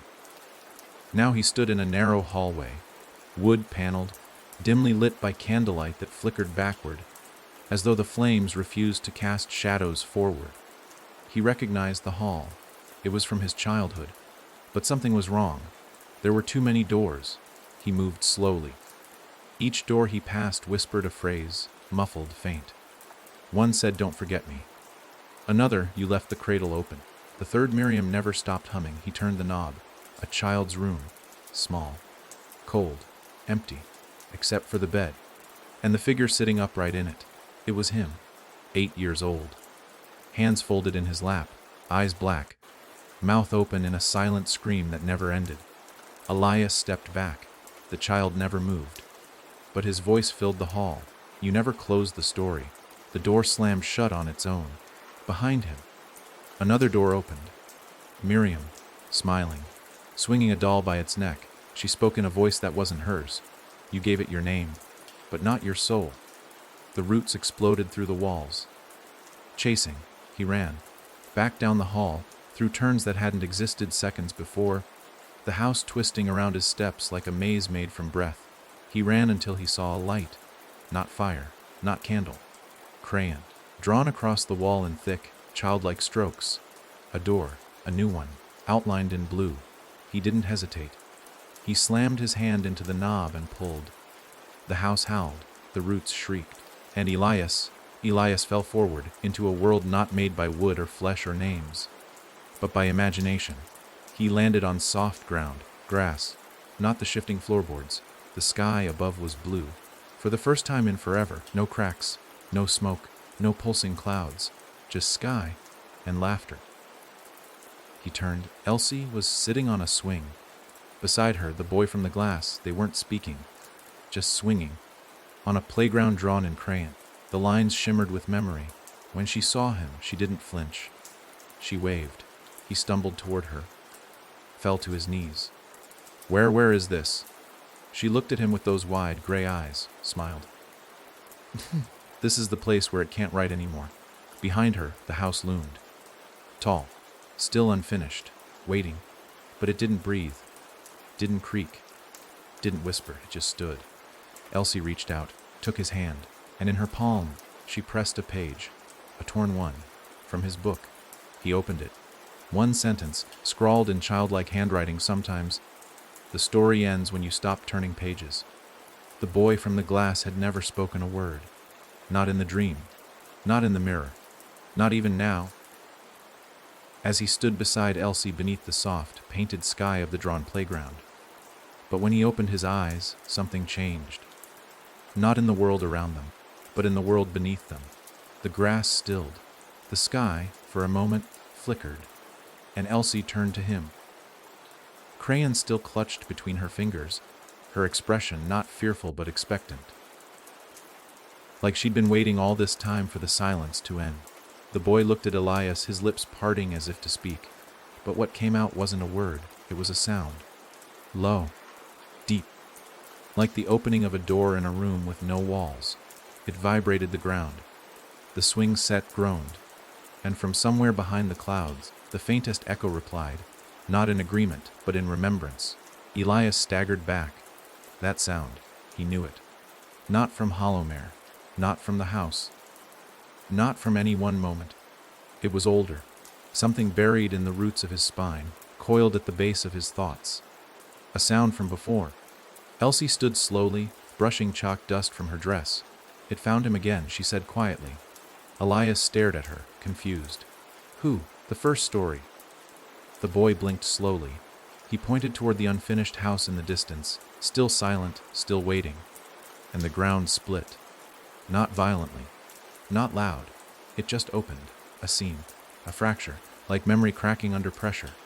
From beneath it, a staircase rose, carved from bone, lit by a glow that flickered like candlelight, but each flame burned backward, sucking light instead of giving it. Elsie didn't hesitate. She stepped forward, her shoes crunching softly against the splintering grass, the chalk tucked into her pocket like a key. Elias grabbed her arm. You can't go down there. She looked up at him. But it's up, Elias. And she was right. The stairs didn't descend. They ascended, though gravity said otherwise. The horizon tilted, the sky dipped, and what once seemed ground was now ceiling. She began to climb. The boy followed. Elias, left with no choice and too many questions, brought up the rear. As they climbed, the light changed. They weren't in the drawn world anymore. Not the crayon-hued refuge. Not the house's gut. They had entered something else. A memory, maybe. Or a space made from memories that never belonged to them. Each step revealed rooms on either side. Not rooms to enter, but to witness. Behind open doors stood frozen moments, illuminated like exhibits in some long-forgotten museum. In one room, a woman rocking a cradle, humming a lullaby in a language that hurt to listen to. In another, a boy sitting in a circle of mirrors, each one reflecting a version of him that flinched differently. Then a girl standing in the corner of a church, pointing at cracks in the walls that formed words only she could read, each room older than the last, each memory borrowed. Elsie paused halfway up. Do you see it now? She whispered. Elias didn't answer, because he did. He saw it. The house hadn't created these moments. These rooms were before the house. They were the seeds. Memories twisted, broken, soaked in silence. And the house had found them, wrapped around them, shaped its walls from them. The house didn't invent fear. It was built on the fears people forgot they had. And each of them, Elsie, the boy, Elias himself, were pieces of stories that had been feeding the house before they were even born. Suddenly, Elias felt the weight of something settle across his shoulders. He turned. The boy was staring at him. And the boy spoke. Not aloud, not in words, but in image. A name drawn in the air between them with chalk made from bone. Not Elias's name, not Elsie's, but hers. The first mother. The one who had built the original house. She hadn't been a woman. Not entirely. Not by the time she finished. She had written her family into the walls. Laid down each child as a floorboard. Sang to the windows until they opened into places that didn't exist. And then she vanished into the house. The name hovered in the air like smoke. Vera. The moment Elias read it, he forgot it. Not because it disappeared, but because the house took it. Claimed it. The stairs ended. At the top a door, plain, wooden, carved with the shape of a mouth. No knob, no keyhole, just a slit. Elsie took out the chalk, the white one, and drew a handle. When she touched it, the door swung open. The world inside wasn't a room. It was a book. Endless pages, stretching into forever, and every page was made of skin, written in ink that smelled like rain on grave dirt. The words twisted and moved as they passed, reshaping themselves into new meanings, rewriting old truths, birthing fears as yet unspoken. Elsie stepped inside. The boy followed. Elias hesitated. The book rippled, sensing him. The story had not finished him yet, not fully, but it wanted to. He stepped in. The page beneath his feet tightened, and from far below, deeper than story, deeper than name, deeper than the first root itself, a voice spoke. The same voice that had whispered in the cradle of the first builder. The same voice that had asked Elias to write. You opened the book. Now write the end. The page beneath Elias's feet shifted as he stepped forward, soft as flesh, firm as truth. It didn't creak. It sighed. Not with pain, not with relief, but with recognition. Like the book had been waiting for him, not just to arrive, but to remember. The words under his shoes pulsed gently, rearranging themselves to fit his weight, spelling things in a language he didn't know with his mouth, but understood with the back of his spine. Elsie moved ahead, careful not to speak. The boy stayed close behind, silent as always, his bare feet leaving no marks on the parchment. The air inside the book was thin, but not empty. It was dense with thought, thick with stories that hadn't been read, and wouldn't be. Not unless someone like Elias wrote them. Above them, if above had any meaning here, the ceiling shimmered with the outline of a house still being born. Walls flickered in and out, doors rotated in slow spirals. At times, Elias saw his own childhood bedroom twisted into the attic of a place he'd never entered.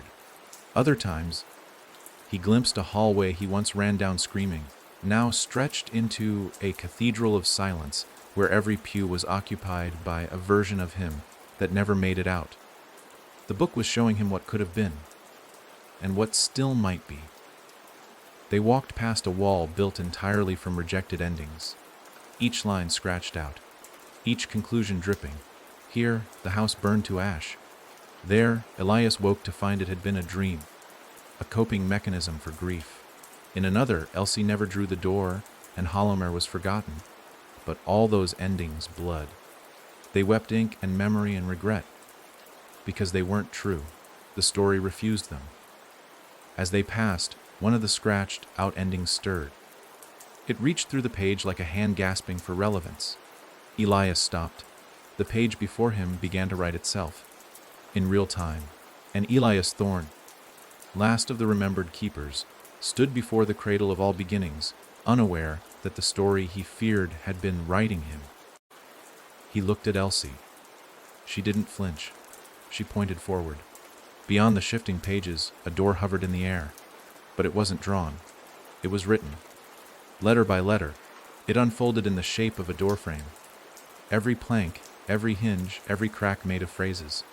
Some whispers, some screams, some simply names too heavy to say. Vera. The name returned. Carved into the base of the door. The mother of the house. The mother of the hunger. Elsie approached it like a daughter approaching a grave she had never seen but always dreamed of. She pressed her hand to the wood. It opened inward. Behind it a room filled with mirrors. Not reflections, memories, and each mirror held her. Vera. In one, she was a child. drawing rooms on a cellar wall with chalk made from her own teeth. In another, she was a young woman, singing to an empty crib as the walls behind her bled. And in the last, she was nothing but eyes. Dozens, wide, knowing, watching from every corner of a room without exits. Elias stepped in, and the mirrors trembled. The book shuddered in his arms. The boy followed and, for the first time, reached for one of the mirrors, touched it. Touched it, the glass hissed, cracked. And then a voice filled the room. Vera's voice. But layered. Wrong. Like a song sung backward in a language meant for dying stars. You were never meant to be readers. The mirrors shattered. The room went dark. When the light returned, they were no longer in the book. They were under it. Below the story. Where language died and was reborn. Roots coiled through the air like veins seeking a pulse. And in the middle of that impossible space stood Vera. Her face was not her own. She wore all the ones the house had eaten. Elias's, Elsie's, the boys'. Her dress was pages sewn together with wire. Her hair, threads from the first quill. And in her chest, not a heart, but a mouth, breathing, speaking, feeding. She opened her arms and her voice, impossibly calm, filled the place that had no walls. You've come to close the story. Elias nodded, though he didn't know how. Elsie stepped forward, chalk in hand, no longer white but clear. The boy held the book. Vera smiled, but there was sorrow in her grin, a deep, aching sorrow that said she hadn't wanted this, that she had only ever been the first to be remembered too long. She whispered, "Then write your ending, child," and the floor beneath them turned into a single blank page, vast, untouched, breathing, waiting. Elsie crouched, drew a door. The boy opened the book, held it high, and Elias, hand trembling, stepped forward. He didn't write a name. He didn't need to. He wrote one word. Forget. The page caught fire, but it burned cold. The house screamed. Not in rage, not in pain. In relief. Every wall ever built. Every floorboard remembered. Every whisper written. Let go.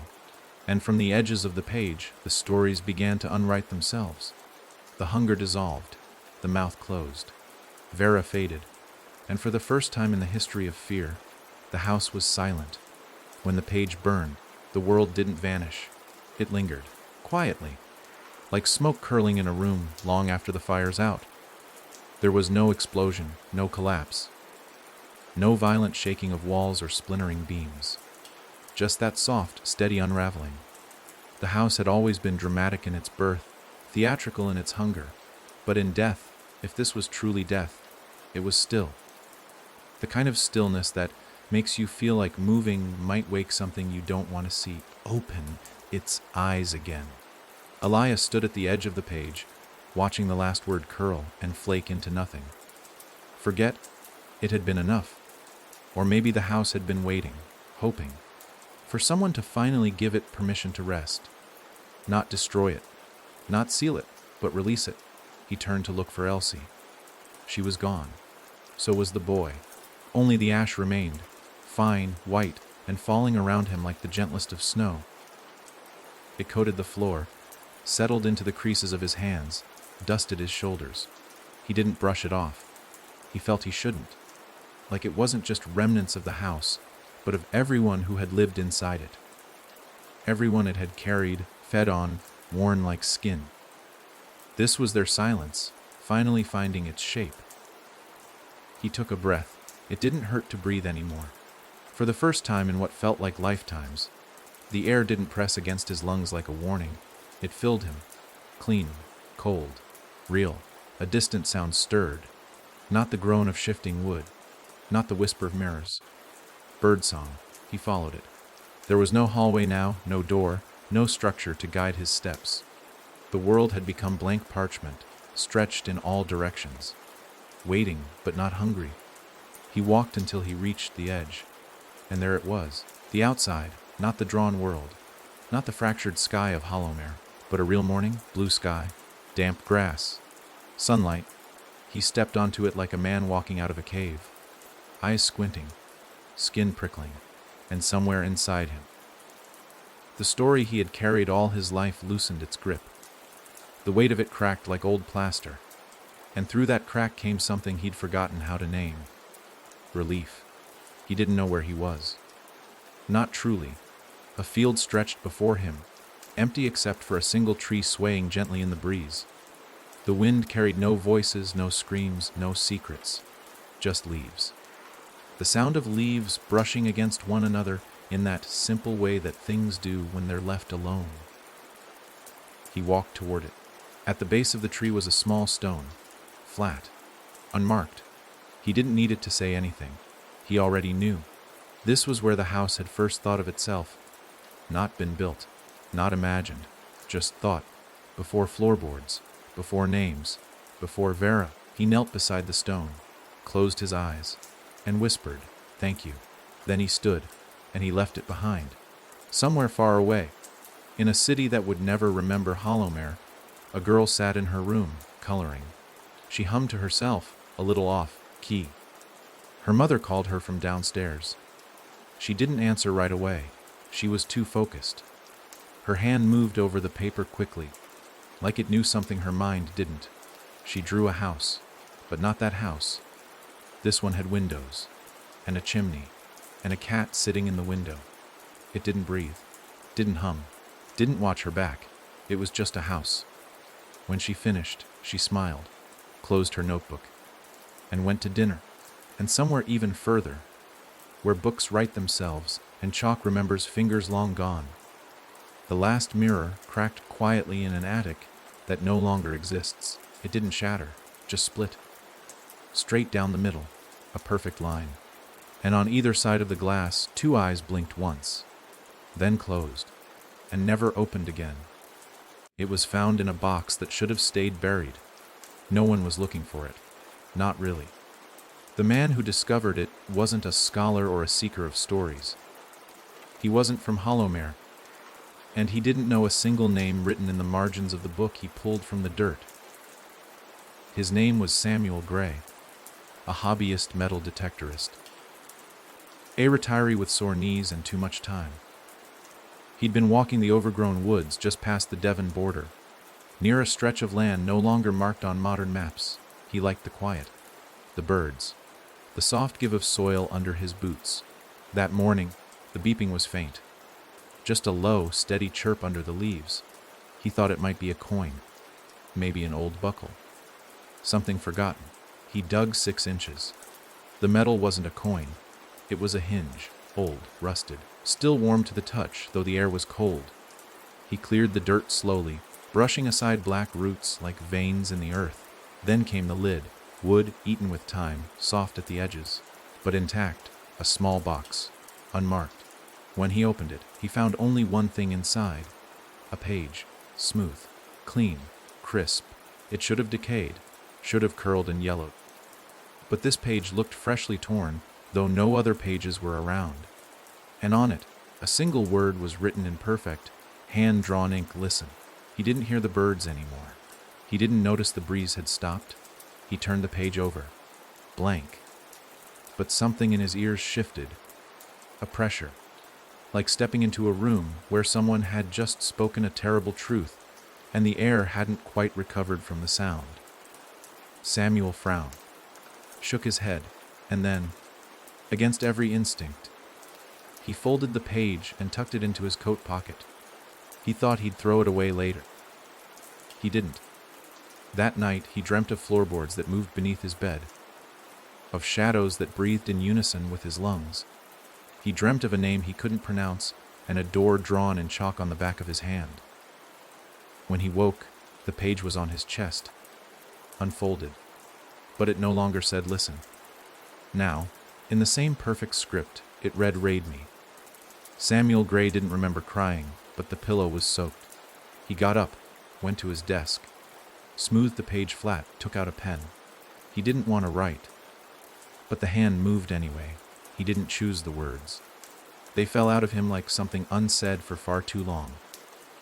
Once there was a house that never died. His breath hitched. His hand paused. The pen dropped, and the page fluttered slightly, as if breathing.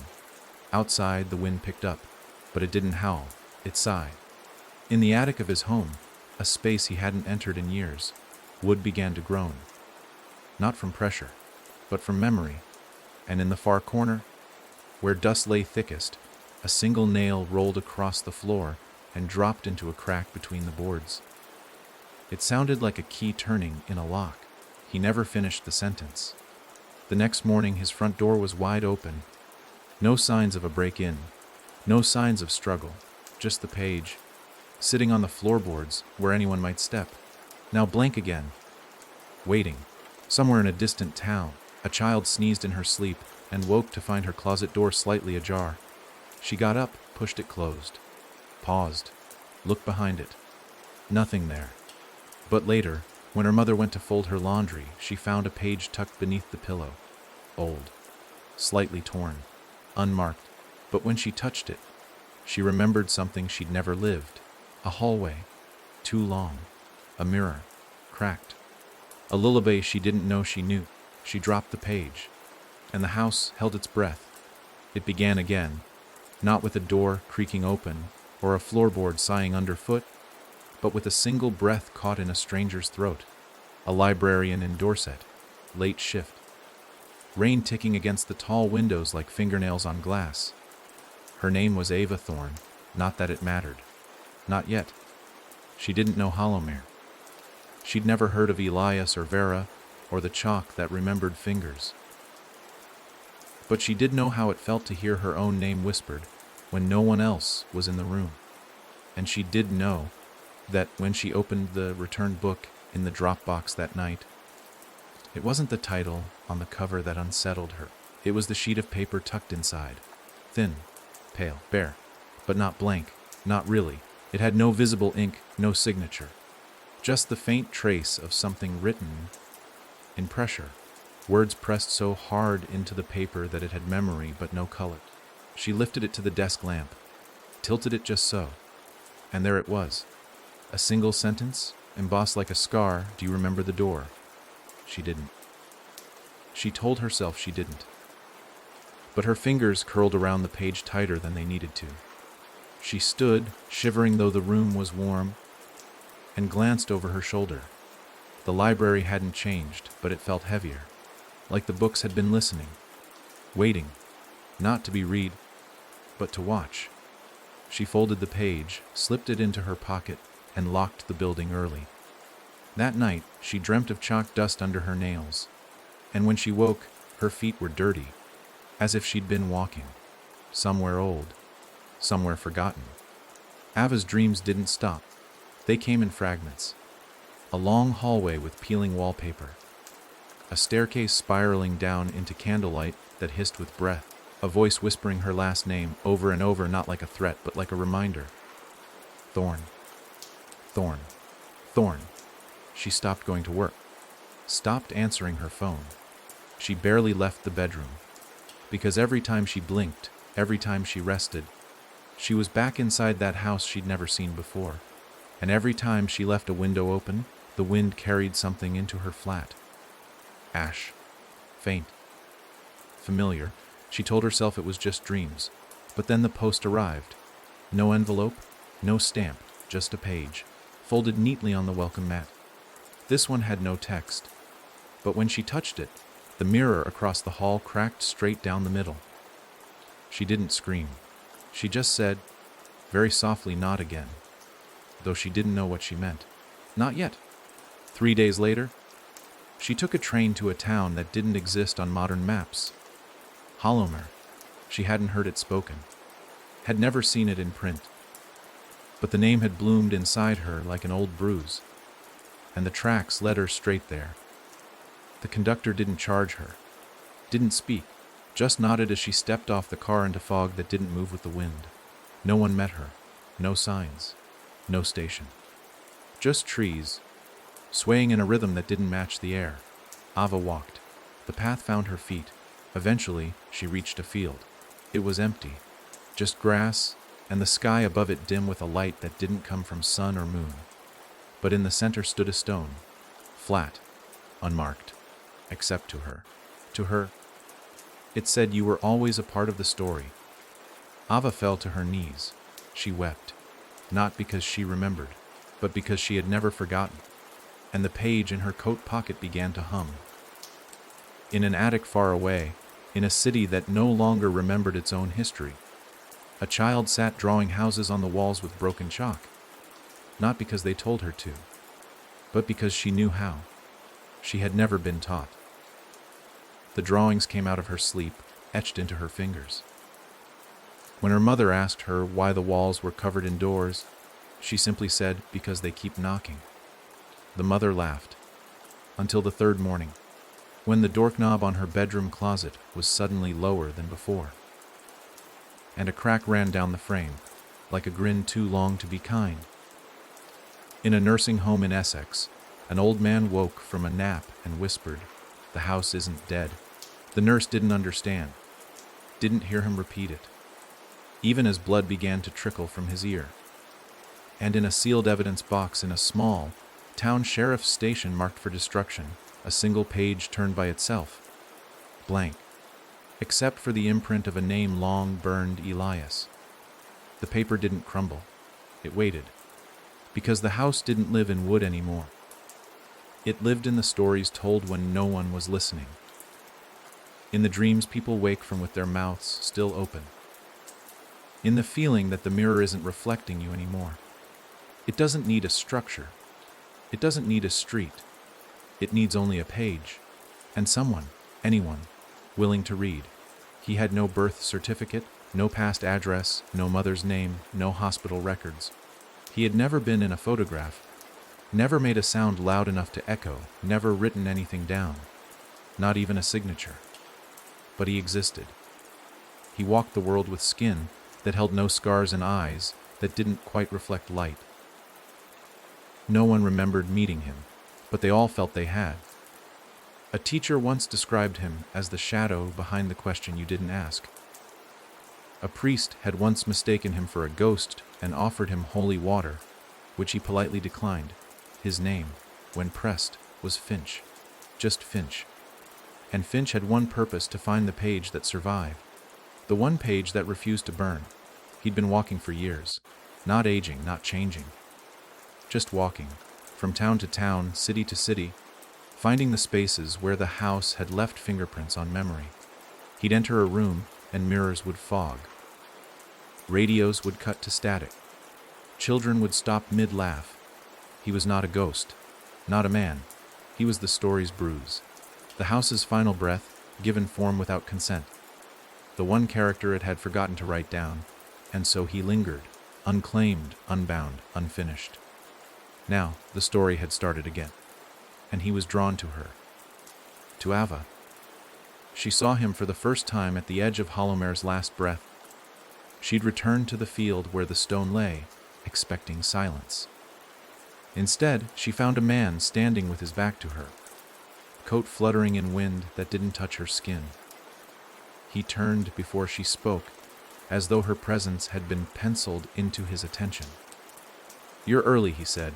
She narrowed her eyes. "You were expecting me. I wasn't supposed to." His voice was flat but not emotionless. It carried the weight of someone used to speaking words written by someone else. But something shifted. The page resisted. "You mean the one that won't burn?" He nodded. She stepped closer. "You've seen it." "I've carried it," he said, and from inside his coat, he withdrew a folded slip of paper. Just one. Tattered at the edges, smudged with decades of hands that didn't know what they were touching. She reached out instinctively, but he pulled it back. "It's not ready," he said, "and neither are you." Iva didn't respond right away. The breeze whispered through the grass like a question left unanswered. Then she asked, "Who are you?" Finch tilted his head. "Wrong question," he said. She waited. He nodded toward the stone. "Ask who you are." She looked down. The flat marker. It was different now. There were letters carved into the surface, crude, like someone had scratched them with a blade. AVATHORNE, and below it, the first to return willingly. She shook her head. That can't be. There were others, Elias, Vera. They were summoned, Finch said. You walked. You listened. He turned and began to walk across the field. She followed. "Where are we going?" she asked. He didn't turn. to the place that never existed. The room the house tried to forget. They passed through an orchard that hadn't grown fruit in 100 years. Trees blackened, their bark thin and sagging like old skin. The air smelled of soil that had been turned too many times. At the far end, beyond a fence made of twisted doors lashed together with wire, stood a shack. Small, leaning, like it regretted being built. Finch stopped in front of it. "This is the place," he said. "It looks like it's falling apart," she said. "It is." "Is it dangerous?" "No," he replied. "It's lonely." He opened the door. The room inside was impossibly vast, a library endless and circular, shelves reaching into darkness. Every book was the same, unmarked, blank, thousands of volumes bound in leather that pulsed gently beneath the touch. Ava stepped inside. The door shut behind her. "I've seen this place in a dream," she whispered. "No," Finch said. "This place is your dream. It was born from the page you touched." He walked to the center of the room, where a desk sat beneath a single swinging light bulb that cast no shadow. Finch placed the folded page on the desk and stepped back. Ava approached. The page trembled. Then words bloomed across its surface like blood rising through cotton. "To remember a house, you must first forget your name." She stared at it. The words moved. Rewrote. "You are not Ava. You are the story the house never finished." Her hand clutched the edge of the desk. The books on the shelves rustled. A slow, steady wind circled the room. Finch spoke quietly. "You were never meant to live outside the house. You were its beginning. A name it forgot to write. A page left behind." She shook her head. "No, I'm real." Finch nodded. "You are. Now, but not before." The page lifted from the desk, hovered before her. One word appeared, pulsing softly. "Right." She looked at Finch. "What happens if I do?" His face was still. "Then the house begins again. But this time it will know who you are." Ava stepped back. "I don't want to be remembered." The page didn't move. The word remained. Finch stepped forward, held out his hand. "You don't have to finish the story," he said. She hesitated. "You just have to start it." And somewhere, far beneath them, in the roots of a house that no longer stood, a mirror flinched.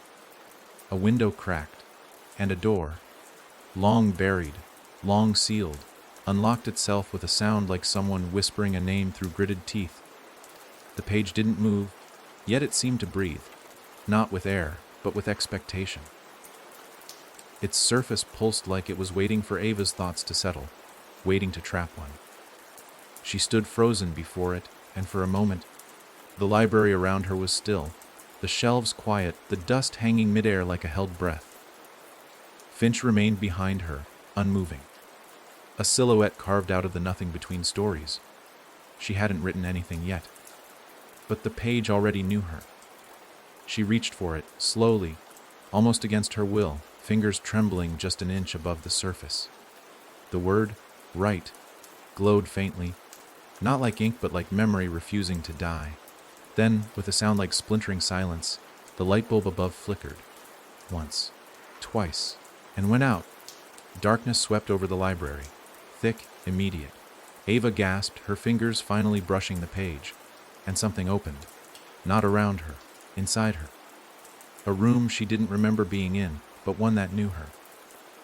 It opened like a wound behind her ribs, and from it poured memories that were not hers. A door slammed shut with no handle, a hallway lined with jars full of teeth, each labeled with the name of a child that had never been born, a staircase that ended in a mirror too dark to reflect. The library returned, slowly, flickering back to light like a dream remembered in pieces.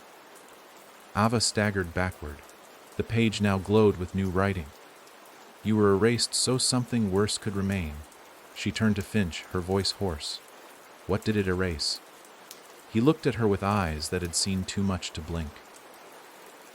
"Ava, do you know why you've never had nightmares about the house?" She shook her head, swallowing a sudden knot of fear. "Because you were the nightmare," he said. The books around them shifted on their shelves, some tilting, others opening without touch. Pages fluttered like wings. One fell, drifting through the air to land at her feet. She knelt and picked it up. This one was not blank. There was a drawing, childish, crude, a house, but not the one from her dreams. This one was upside down. Its windows gaped like eyes, and at the foundation, where most houses touch ground, this one had a mouth, wide open, swallowing staircases, and standing in the doorway was her. Not the Ava from this moment, not the adult, a child, 6 or 7. Smiling too wide, her hands black with soot, her dress torn, one sleeve dragging behind her like a limp arm. She didn't recognize the image. But something inside her did. Finch stepped forward, his voice softer now. When the house first tried to make itself real, it created you. You weren't born, you were drafted. A first version, a root thought, a spirit given shape and fingers and breath. She stared at the drawing. So what happened? Finch's voice dropped to a whisper. You went too far. You didn't just open doors. You started building new rooms. Rooms it never asked for. You gave the house ideas it wasn't ready to carry. Ava looked up slowly. I made the house dangerous.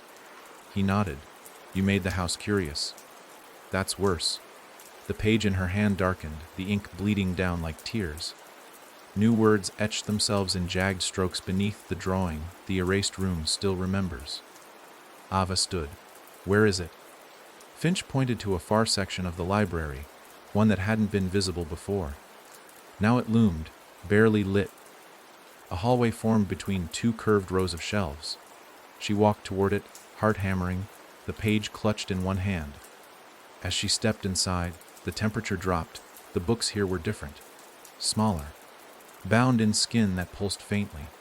Each shelf bore a label, Rem vid nams, UNS poken ndng fellow ars t ddn t stipate, and at the end, on a pedestal, rested a single box. It was the size of a shoebox, carved from black wood, humming softly. She touched the lid, and the moment she did, the world screamed. Not aloud, not in sound, in thought. 1,000 forgotten voices tearing through her memory all at once. Faces she'd never seen flashed before her eyes. Names she didn't know filled her mouth. She stumbled back, gasping for air that suddenly wasn't there. Finch caught her before she fell. You opened it, he said quietly. That's what it wanted. Inside the box was a page, just like the others. But this one was heavier. Its edges were scorched. Its center had been torn out. Roughly, like something once written there had been ripped away in panic. And in its place, scrawled in ash, was a single sentence: you lived. She didn't. Ava's stomach dropped. She turned to Finch. Who? Finch didn't answer. Instead, he raised his hand, and the books began to whisper, soft, sinister. Unified over and over, Elsie, Elsie, Elsie. Ava shook her head. No, I don't know her. But her hands trembled. Her heart pounded, and deep inside that room of erased things, something stirred. Something that had once been a girl, a friend, maybe a sister, maybe a part of Iva that had been cut out and buried, and now it was waking up. It began with a whisper, not of words but of breath, wet and ragged, leaking through the cracks between shelves like someone exhaling after being underwater far too long. Ava didn't move. She couldn't. The name still clung to her like frost to glass, blurring everything else. Elsie. The sound of it twisted in her ears, curled around the base of her spine, and lodged itself behind her eyes. She didn't know who Elsie was. Not really. Not fully.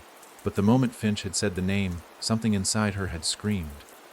Not out loud, but inward, like a door slamming shut in her chest. And now, that door was shaking. In the forgotten wing of the library, the place built from removed pages and stitched memories, the air began to pulse. The box on the pedestal trembled. The burnt page inside it turned slowly, as though unseen fingers were reading what had been erased. Ava stepped back, heart pounding, pulse echoing through her hands. Finch stood behind her, arms at his sides, his face as unreadable as ever. But she could see the tightness in his jaw now. He felt it too. The shift, the pull. Then it began. The books on the shelves started to whisper again, but not all in unison. Each one murmured a different sentence, bits of dialogue, half-formed questions, cries that trailed off mid-syllable. It was like standing in the middle of 1,000 dreams all collapsing at once.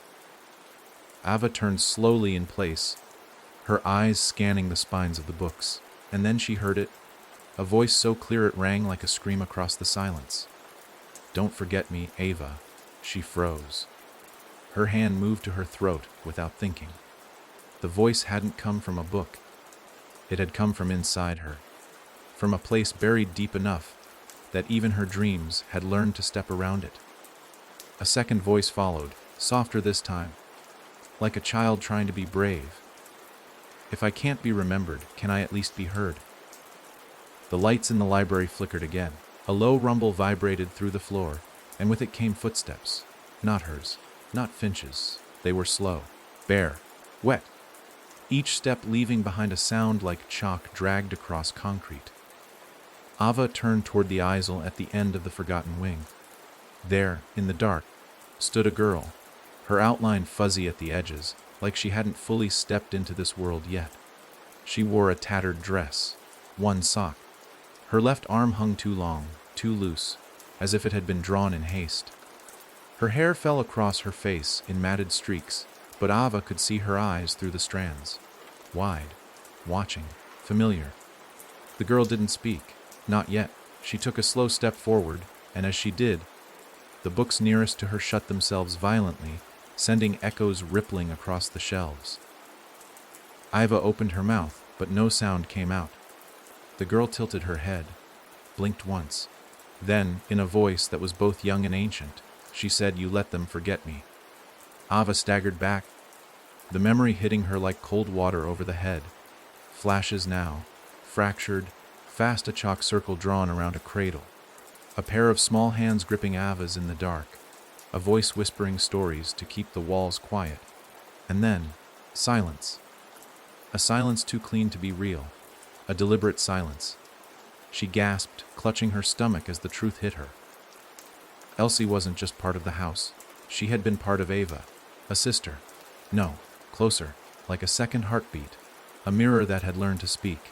Ava had split from her. Left her behind in the dark. Finch stepped beside her now, watching the girl in the aisle. She was the price, he said softly. When the house was dying, it offered a choice, memory or peace. You chose to walk free. And left her buried. Ava's voice cracked. Finch nodded. You didn't remember her because that was the cost. The house took her name, her story, her shape. The girl stepped forward again. This time, the ground beneath her grew damp. A spreading stain of black water, like a basement flood rising one footstep at a time. I waited, Elsie said, voice quiet now. I stayed in the room you wouldn't draw. Ava's hands shook. I didn't know. You did. Elsie's eyes were glass now. You chose to forget. The books began to open again. Only this time they didn't whisper. They wept. Pages turned and spilled ink like tears, dripping onto the floor. The air grew thick, oppressive. Then Elsie raised her long arm and pointed. Behind Ava, a door began to draw itself on the wall, lines forming slowly, carefully etched by invisible chalk.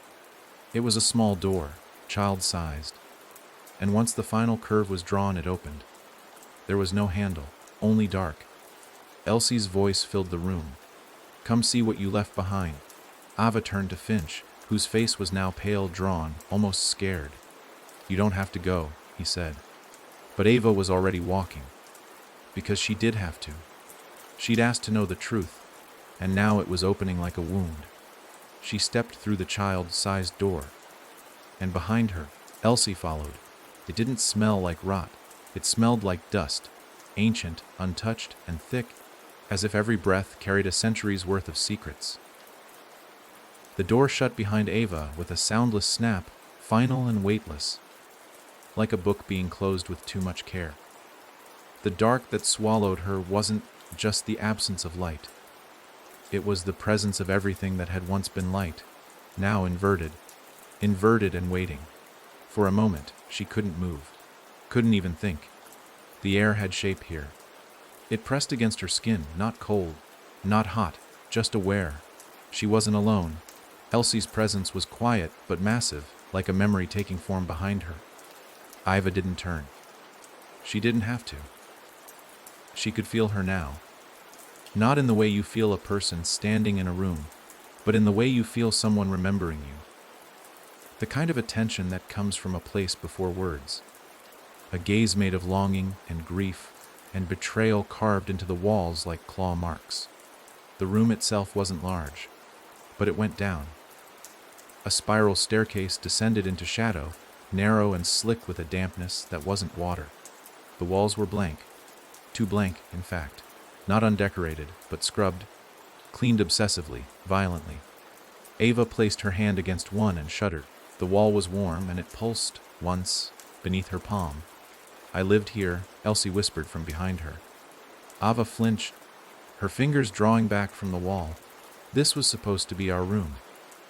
Ava finally turned slowly, expecting a girl. But Elsie wasn't a girl anymore. She was in shape, in stature.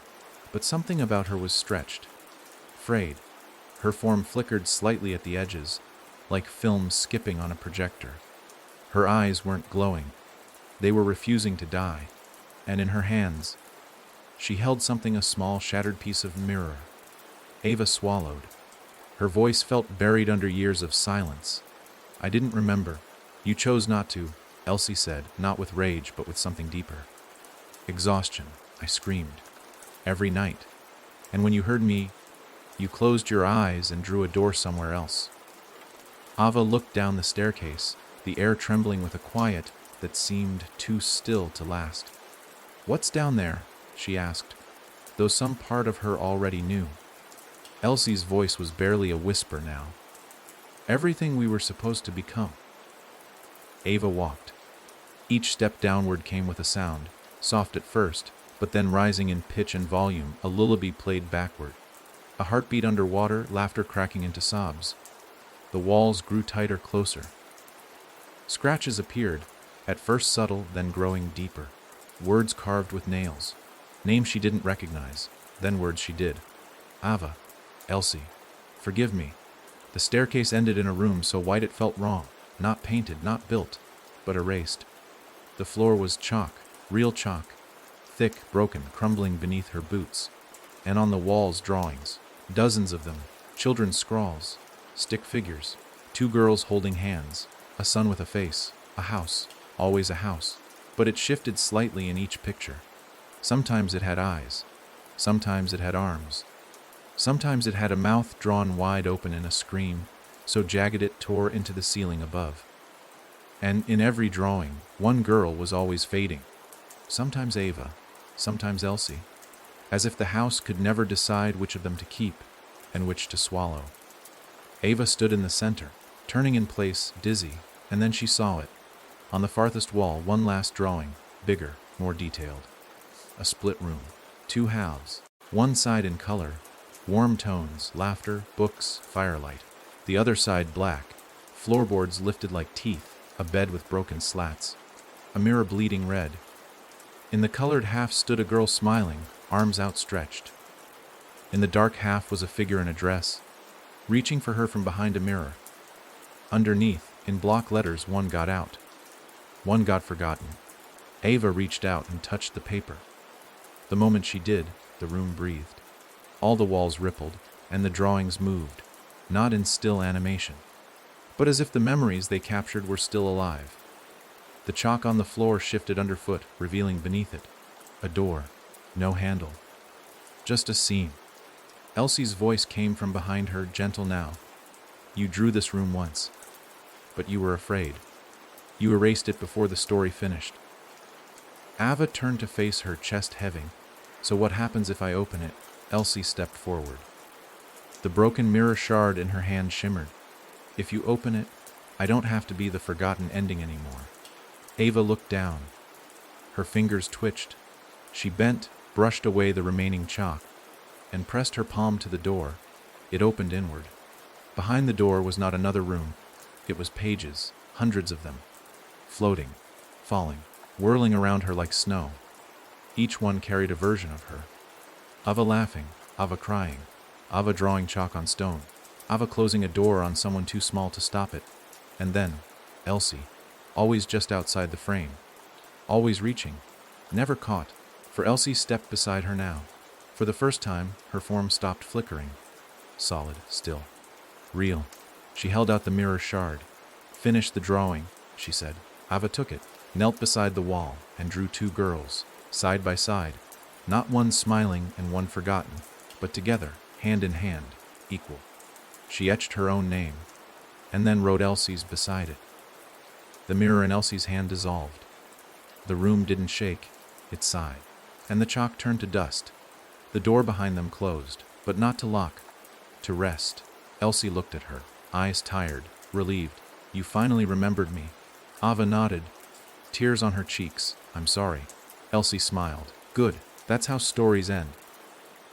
Except the house hadn't finished.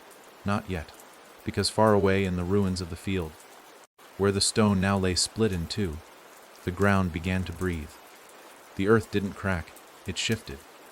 As though something beneath it was finally exhaling after centuries of being held down, pinned in place by stone and silence and stories that had never been finished. The stone at the center of Hollowmare's forgotten field, once so still, so defiant in its quiet, had split clean down the middle, as if cut by a scalpel made from memory.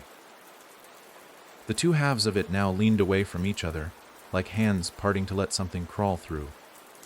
And crawl it did. It was not a creature in the way people understand creatures. Not flesh, not bone, not even shadow.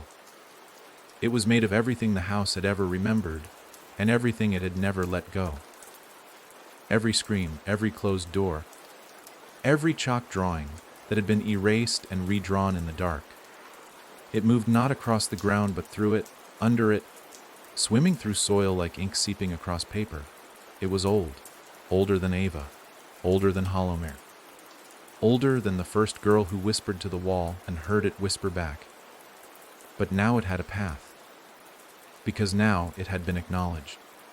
Ava's act of remembering Elsie hadn't just rewritten the story, it had reopened the book.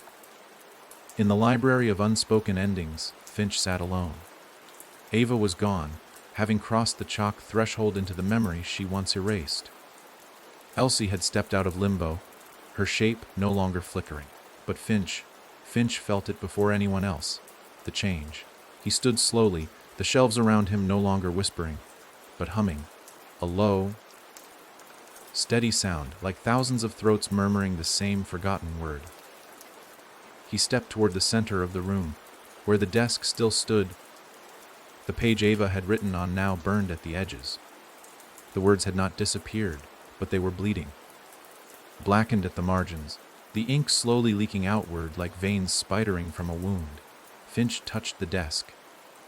His fingertips came away red, not with blood, but with ink that pulsed like it had a heartbeat. "It's awake," he said to no one. Then he turned to the farthest wall of the library, where a door had never existed and now did, small, wooden, hinges rusted, paint peeling. A door he had never seen in all his time wandering the structure between stories. He stepped toward it. The knob was already turning. Ava didn't hear the sound at first. She felt it, a deep tremble in her teeth, a vibration behind her eyes. She sat in the middle of the chalk room, Elsie beside her, the broken mirror gone, the drawings still gently drifting to the floor like ashes after a fire. The silence between them was heavy, but not tense. It was a silence that only comes after truth, a quiet earned through ache. Then the dust shifted, just slightly, like something had inhaled beneath the room. Elsie noticed it first. She sat up straighter, her body tensing, eyes narrowing toward the door they had entered through.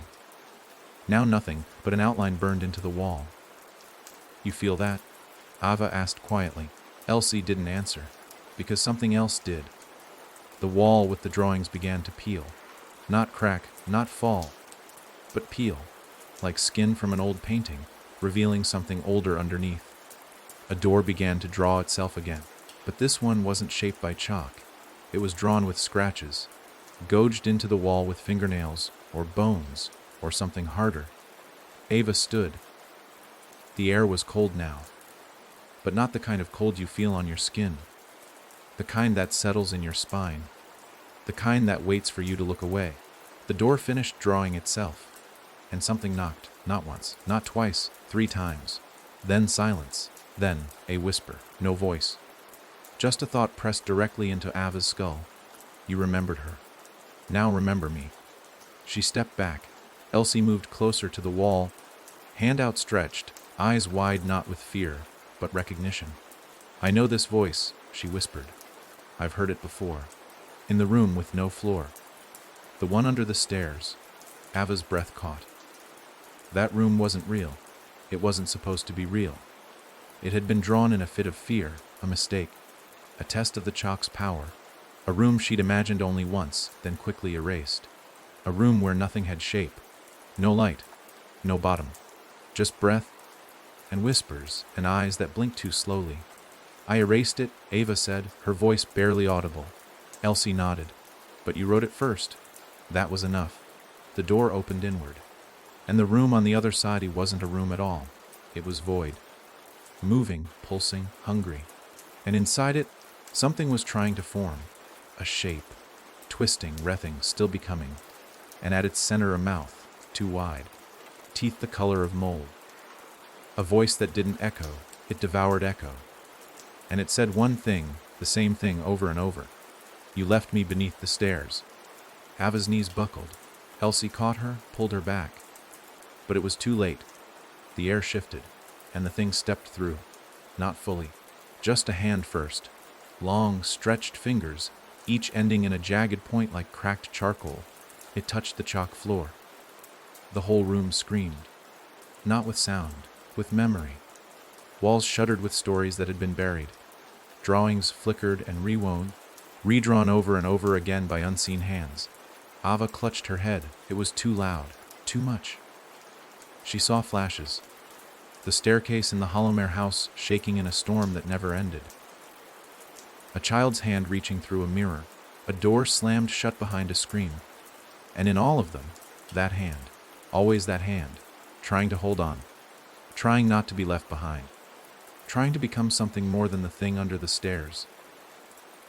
Elsie shouted something, but Ava couldn't hear. The room was collapsing now, the chalk dissolving into fog. The thing stepped further through. Its face was still forming, flesh melting into place. Ava screamed, not because of what it looked like, but because she recognized the shape it was taking. It was her. The thing under the stairs was becoming her. It wore her smile first, but it wasn't right. The corners stretched too far, the teeth too uniform, like they'd been carved from wax and pushed into gums that hadn't asked for them. It blinked. Once, slowly, and the lids moved sideways. And when it breathed, the sound wasn't breath. It was her laugh, except warped, like a vinyl record spinning just a touch too slow. Ava stared at the thing as it stepped further out of the door. That was not a door. Her knees locked, her breath shallow. It wasn't just mimicking her. It was becoming her, piece by piece, reassembling a version of her memory had thrown away. The floor groaned beneath its weight, and it smiled again. You left me in the dark, it said, and now the voice was almost hers, just beneath the surface. Like someone speaking through her vocal cords from far away. You wrote me, then crumpled me up. I was never supposed to exist, but you made me. Ava stumbled backward, bumping into Elsie, who stood pale and still, her eyes locked on the thing. The air between them was tight, trembling. The chalk floor had begun to peel, revealing not earth or wood beneath, but pages, layer after layer of torn, scribbled on sheets. And they were all covered in versions of Ava, angry Ava, frightened Ava, Ava with red hands and closed eyes, Ava screaming, Ava laughing, Ava unwritten. The thing stepped fully into the room now, and its shape solidified. Not just Ava's face, not a perfect match, but something older, rougher, more raw, a sketch of her drawn in panic. A memory of herself at her worst moment, when she was small and terrified, and whispered a wish into the chalk that someone else would take her place in the fear. That wish had not gone unanswered. You made me under the stairs, it said, tilting its head. When you didn't want to cry anymore. When you told the house, take this part of me and lock it away. Its fingers flexed, knuckles cracking with wet pops. I've been waiting, it said. Not for revenge, not for mercy, just for a name. Ava couldn't look away. She remembered now, not the full memory, but the emotion of it. That single desperate moment in the Hollowmere house. The shadows had been too thick. The voices too loud. She was a child. A powerful child. Yes, but still breakable. So she'd whispered into the chalk, take the part of me that's afraid. Take the part that wants to scream. Bury it. And it had obeyed. And it had waited. Elsie stepped forward, voice low and shaking. This is the part of you that knew how to survive the house. The thing grinned, showing rows of 2 white teeth. She gets it. Ava's lips trembled. You're not me. I'm not your you, it replied.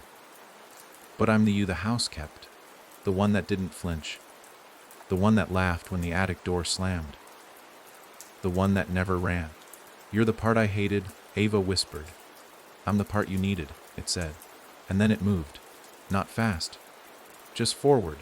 Every step made the room shiver. The walls bled faint ink. The chalk hissed. I'm not here to hurt you, it said. But you will, Ava answered. It tilted its head again. Only if you make me stay alone. Elsie grabbed Ava's arm.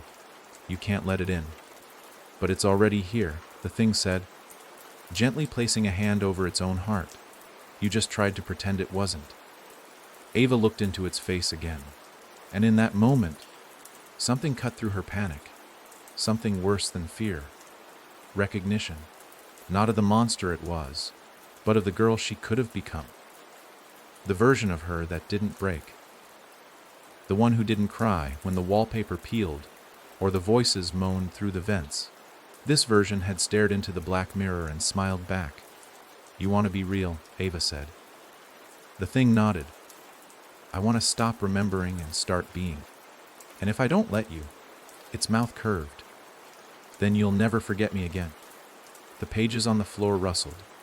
One lifted, hovered. Words formed across it. The author must make a choice. Elsie turned to Ava. You can write it out. End it. But Ava's eyes stayed locked on the thing.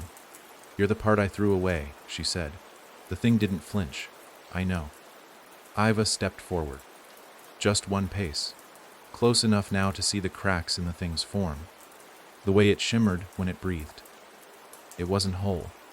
It couldn't be. It was a shadow wearing her shape, stitched together with her fears and silences and things left unsaid. But it didn't hate her. It was lonely, and more than anything, it wanted recognition. Ava reached into her pocket. Her fingers found the chalk. Still smooth, still warm, she knelt.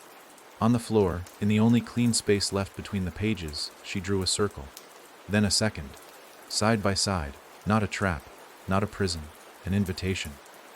I won't let you take me, Ava said, but I won't erase you again. The thing looked down at the circles. Its eyes flickered. Then, slowly, it stepped forward and placed a hand on the chalk line. The room settled. Like an attic full of dust, finally exhaled. And for the first time, the thing said something quietly. Thank you, and vanished. Not into mist, not into dust, but into her. The circle faded. The chalk blew away, and Ava stood alone, but somehow more complete. Elsie stepped up beside her, silent. You kept it from me, Ava said. Elsie looked away. You weren't ready. Neither were you, Ava replied. They stood in the silence that followed. Not mourning, not fearing, just understanding. The room had stopped trembling. The pages had settled. And beneath their feet, the houses slept. For now, the house had always had an attic. Everyone who grew up near Hollowmere knew that, even if they never saw it. It wasn't marked on any blueprint, not mentioned in journals or town records. No staircase ever led to it, no rope hung from the ceiling. But still, everyone knew. The house had an attic because the air above it sagged with weight, like something watching from the rafters, choosing not to speak. But that silence was ending. It began with a breath, not from Ava or Elsie, or even from the house itself. But from above, where no breath should have been, a slow, dry inhale, like someone stirring in their sleep after too many years. It passed through the walls like a breeze made of questions. The kind that can't be asked out loud, because there are no safe answers.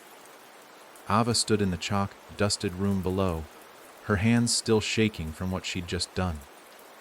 The thing she'd faced, the thing that had worn her face, was no longer separate.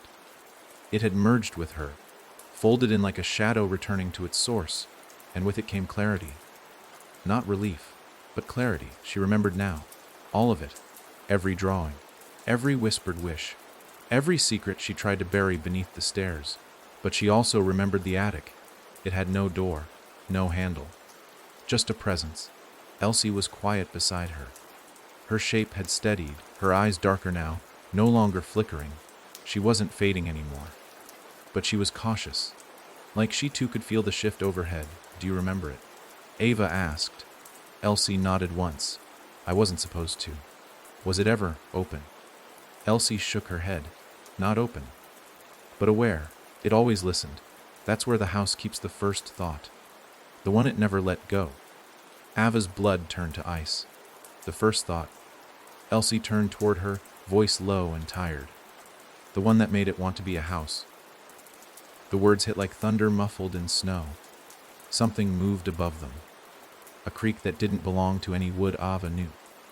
It sounded more like the groan of 1,000 floorboards, remembering the weight of something long gone. Then the dust on the ceiling shifted, in the shape of a square. The outline of a trapdoor. It hadn't been there a second ago. But now it was unmistakable. No ladder, no rope. Just a seam in the ceiling, darker than the rest of the room, like it was drawn in with an older kind of chalk. The kind meant for sealing, not summoning. Elsie stepped back. You opened everything else, she whispered. It noticed. Ava couldn't look away from the outline. It was wrong. Not because it was unnatural, but because it felt personal. As if it had been waiting specifically for her all this time. She could feel it now. The attic wasn't a room. It was a mind. A collection of thoughts the house had kept hidden even from itself. And now, it was waking up. The seam pulsed once, just a shudder, then again. Then it spoke, not aloud, but into the room. Into her. You finished the draft. Now write the title. Ava blinked. The words pressed into her skull like a fever dream. What title? She whispered. The attic answered with silence, and then a sound, music. From above. A lullaby, played on something out of tune. Not sweet, not calming, but familiar. It was the song her mother used to hum when the storms rolled in. Back, when they lived in a house that didn't whisper back. A tune meant to keep the dark out. But here, now, it was being played by something that lived in the center of the dark. The attic was humming her lullaby. Elsie turned to her, eyes wide. It's writing back. Ava reached for the chalk. She didn't know why. Just instinct. She didn't draw this time. Not a door, not a circle. She wrote a single word on the wall, name. The house shivered. Elsie gasped. And the trapdoor in the ceiling bloomed. It didn't open with hinges or creaks. It peeled like paper lifting from damp wood, revealing black beyond black. Not void, pages. Spinning slowly in the dark like stars that had forgotten how to shine. Ava stared into it, and it stared back, not with eyes, but with questions. The attic wasn't full of answers. It was full of drafts, versions of the house, things it might have been. Each one floating, suspended in ink and dust, and the scent of stories gone sour. Ava rose slowly, unsure if she was moving or simply being called upward. She was no longer in a body, not entirely. The space between her feet and the attic stretched like elastic, but she rose anyway. Elsie's voice echoed from below. You don't have to go! Ava turned to look down, but Elsie was already fading again, not disappearing, staying. I have to see it, Ava said, then come back, if I can. And then she was through the trapdoor. The attic didn't have walls. It had limits. That's the best she could call them. Edges that suggested they were edges, but refused to define themselves. Pages floated everywhere, some blank, some filled with scribbles, others wet with fresh ink that never dried. In the center of the space stood a figure, back turned, writing, on a desk made of memory. The figure looked like it was her, but older, worn. Ava took a step forward. The older Ava didn't turn. She just kept writing, and speaking softly. I knew you'd come. Her voice was Ava's, but with all the warmth removed. What is this? Ava asked. The woman turned. Her face was not scarred, not aged, incomplete, as if her features had been erased in pieces, redrawn with trembling hands. This is the attic, the older Ava said. This is the part of the house that remembers the author. Ava's heart stuttered. I didn't build this house. But you lived in it, the woman said. That's all it ever needed. Someone to live in it and believe. She stepped aside, revealing the pages on the desk. One sheet had Ava's name on it, but underneath it, a second name, scrawled over and over, crossed out every time. Elsie. The older Ava sighed. I tried to write her in, over and over, but the attic wouldn't let me. Ava stepped closer. Why not? Because stories don't want to remember what makes them real. They want to haunt. They want to echo. And Elsie was never a ghost. She was a beginning. Ava touched the page. The ink shimmered. And then it faded. Not disappeared, but moved. Into her. The attic groaned. The pages began to shake. A voice rippled through the dark, title chosen. And for the first time since entering, Ava understood. This wasn't the end of the story. This was the moment the real one began. She turned to the older Ava, but she was gone. Only the desk remained. With a single word written in blood, red ink returned. Ava fell. Back through the trapdoor. Back through the chalk room. Back through herself. And landed hard on wood. Not chalk, not pages. Just floorboards, and she was standing in the original Hollowmere house. Before the ruin. Before the rot. It had remembered itself, and now it was awake. The moment Ava opened her eyes, the house breathed in. It wasn't a wind or a draft or the creak of old walls settling. It was a breath, deep, heavy, intentional. As if the entire structure had waited for her return before daring to move again. The floor beneath her bare feet no longer felt like wood but skin, warm, pulsing faintly, like the beat of a resting giant. The light in the hallway ahead of her flickered, not because of faulty wiring or failing candles, but because something within the house was blinking. Ava knew it now. Knew it the way lungs know how to breathe and hearts know how to ache. She wasn't standing in a haunted house. She was standing inside a living one. The Hollowmere house had awakened, and it remembered everything. Ava stood slowly. The hallway was different, clean, in perfect condition, like the decay and rot had never touched it. No peeling wallpaper, no crumbling trim, no mildew bleeding from the corners. The house was whole again, but not as it was in the past. It was something new, a version shaped by everything that had happened inside it, and by every person who had tried to forget what they'd left behind. She stepped into the corridor. Her fingers brushed the wall, expecting dust, but it was warm, too warm, not uncomfortably, but undeniably alive. Her name echoed faintly in the boards beneath her, not spoken, just present, embedded. Every step forward was like moving through memory. Photos lined the hallway walls, some familiar, some she had never seen. In one, she was a child, holding Elsie's hand in front of the house's front door. In another, a shot of the chalk circle she'd drawn on the nursery floor. One showed her asleep at the foot of the staircase, eyes closed, shadows stretching toward her like fingers. But the strangest ones were the ones where she wasn't alone.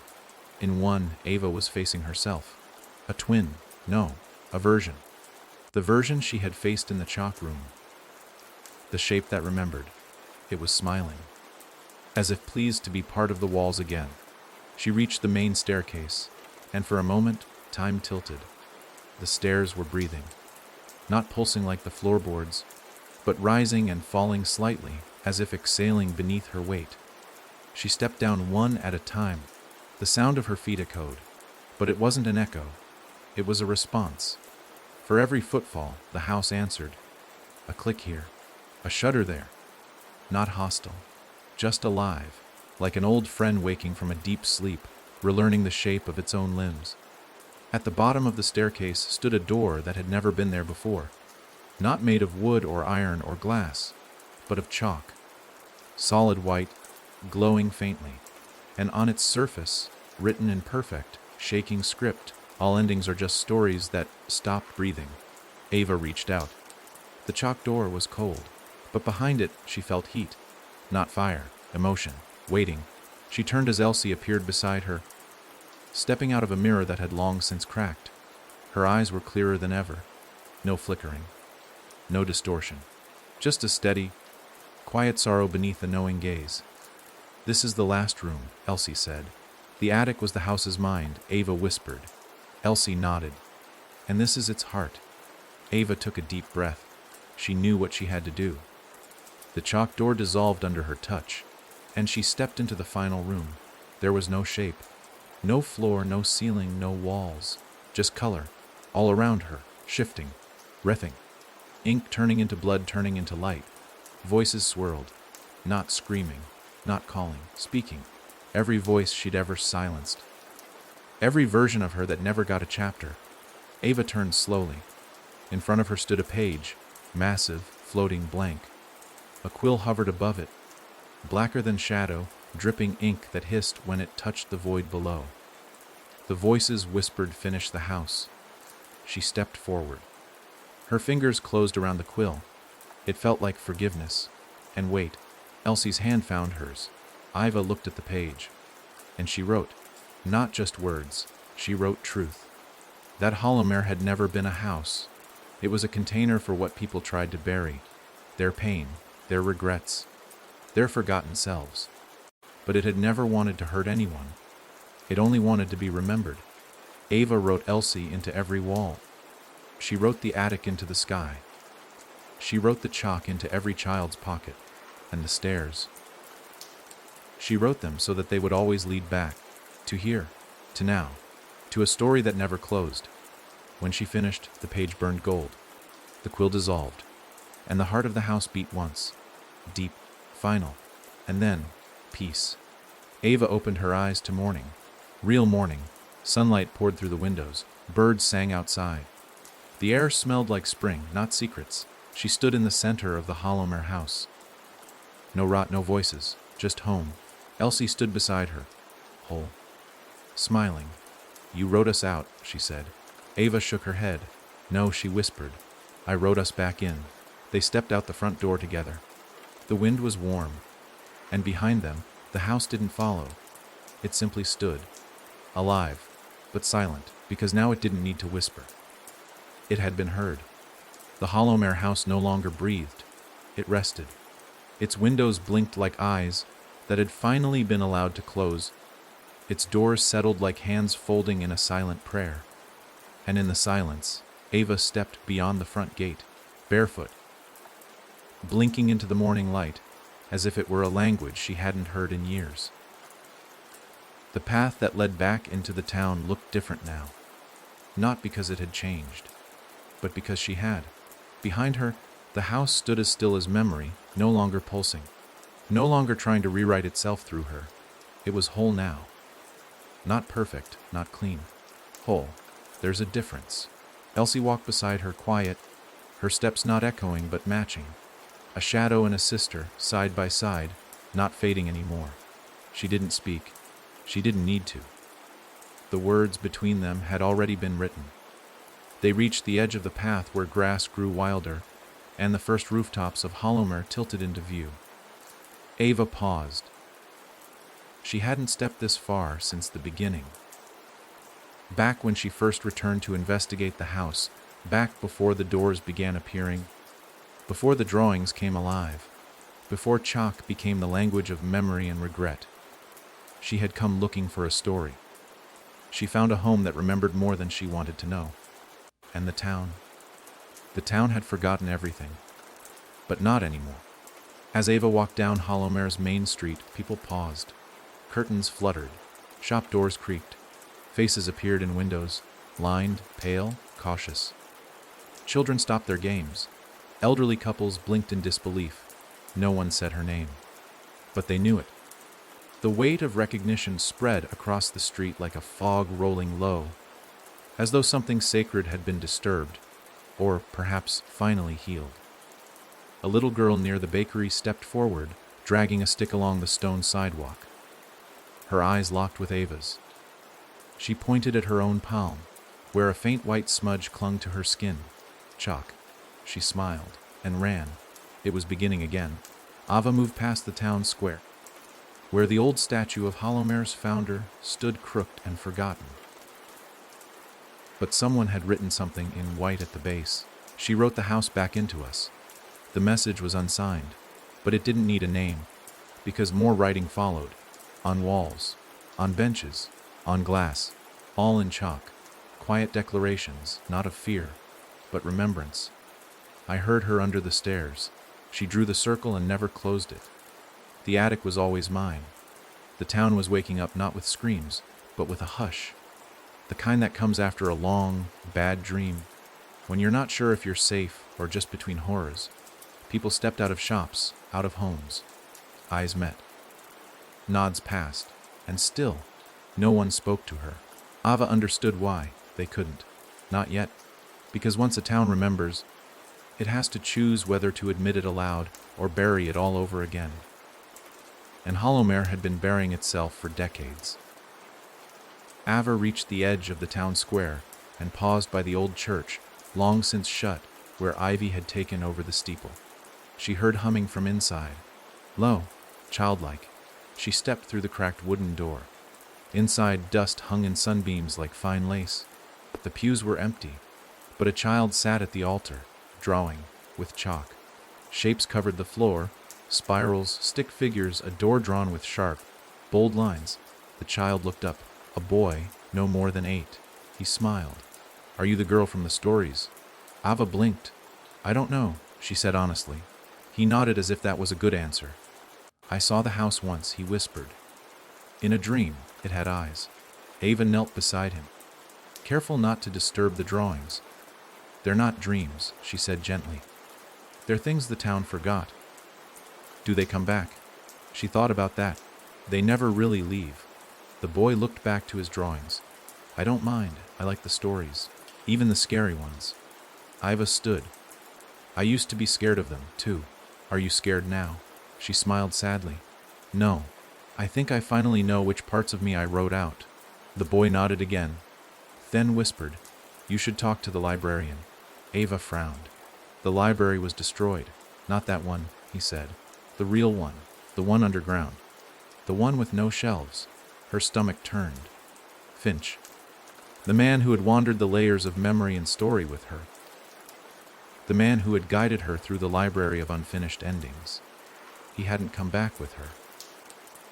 Because he hadn't needed to. Because he never left. By dusk, Ava was back at the field. The Hallowmere house stood behind her, watching in silence.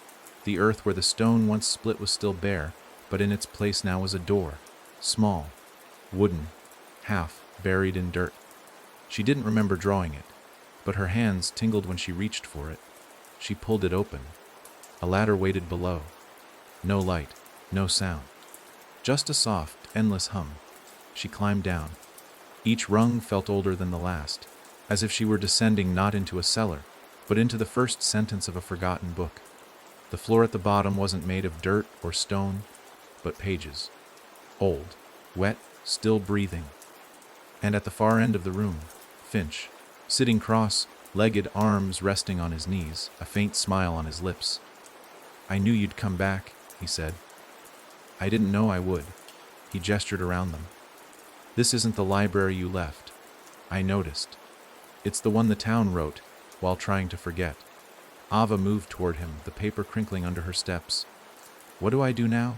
Finch shrugged. Whatever you want. The house is quiet. For now. But not forever. No, he agreed.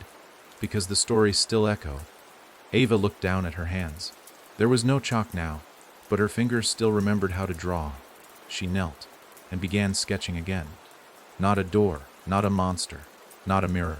This time, a window, and through it, a view of Hollowmere, whole, haunted, healing. Elsie stood beside her again, watching, smiling, and above them, far above, the attic exhaled one final time, as if saying, "Now you know who I really am." It didn't start with screams. That's what made it worse. When it began, this new thing, this old thing wearing a new face, it didn't roar through the town or bang at windows or claw through doorways. No, it whispered. It came like a hush rolling under Hollomer's skin, spreading quiet in the corners where children once drew circles and adults forgot how to sleep without the light on. It began, as all dangerous things do, with a single question that no one dared say aloud. What if we forget again? Ava heard it first in the grocer's eyes. Not his voice, his eyes. He looked at her as she passed, no longer wide with reverence or fear, but narrowing now, tired and desperate, searching for something she couldn't give. He was folding the same bag twice, over and over, as if trying to trap something inside it. His lips were moving, but not making sound. Then came the twins near the post office, skipping rope under the shadow of a weather vane that never spun. One of them was humming. It wasn't a lullaby. It was the knock pattern. 3 knocks. Pause, 1 knock. 2 short ones. Ava froze mid-step. That was the sound the thing beneath the stairs used when it wanted someone to remember it. But the girls just kept skipping, giggling. Then Ava turned the corner and saw the walls. White marks. New chalk. But not in children's hands now. These were drawn higher, sharper, more frantic. Hands had etched them in patterns she recognized.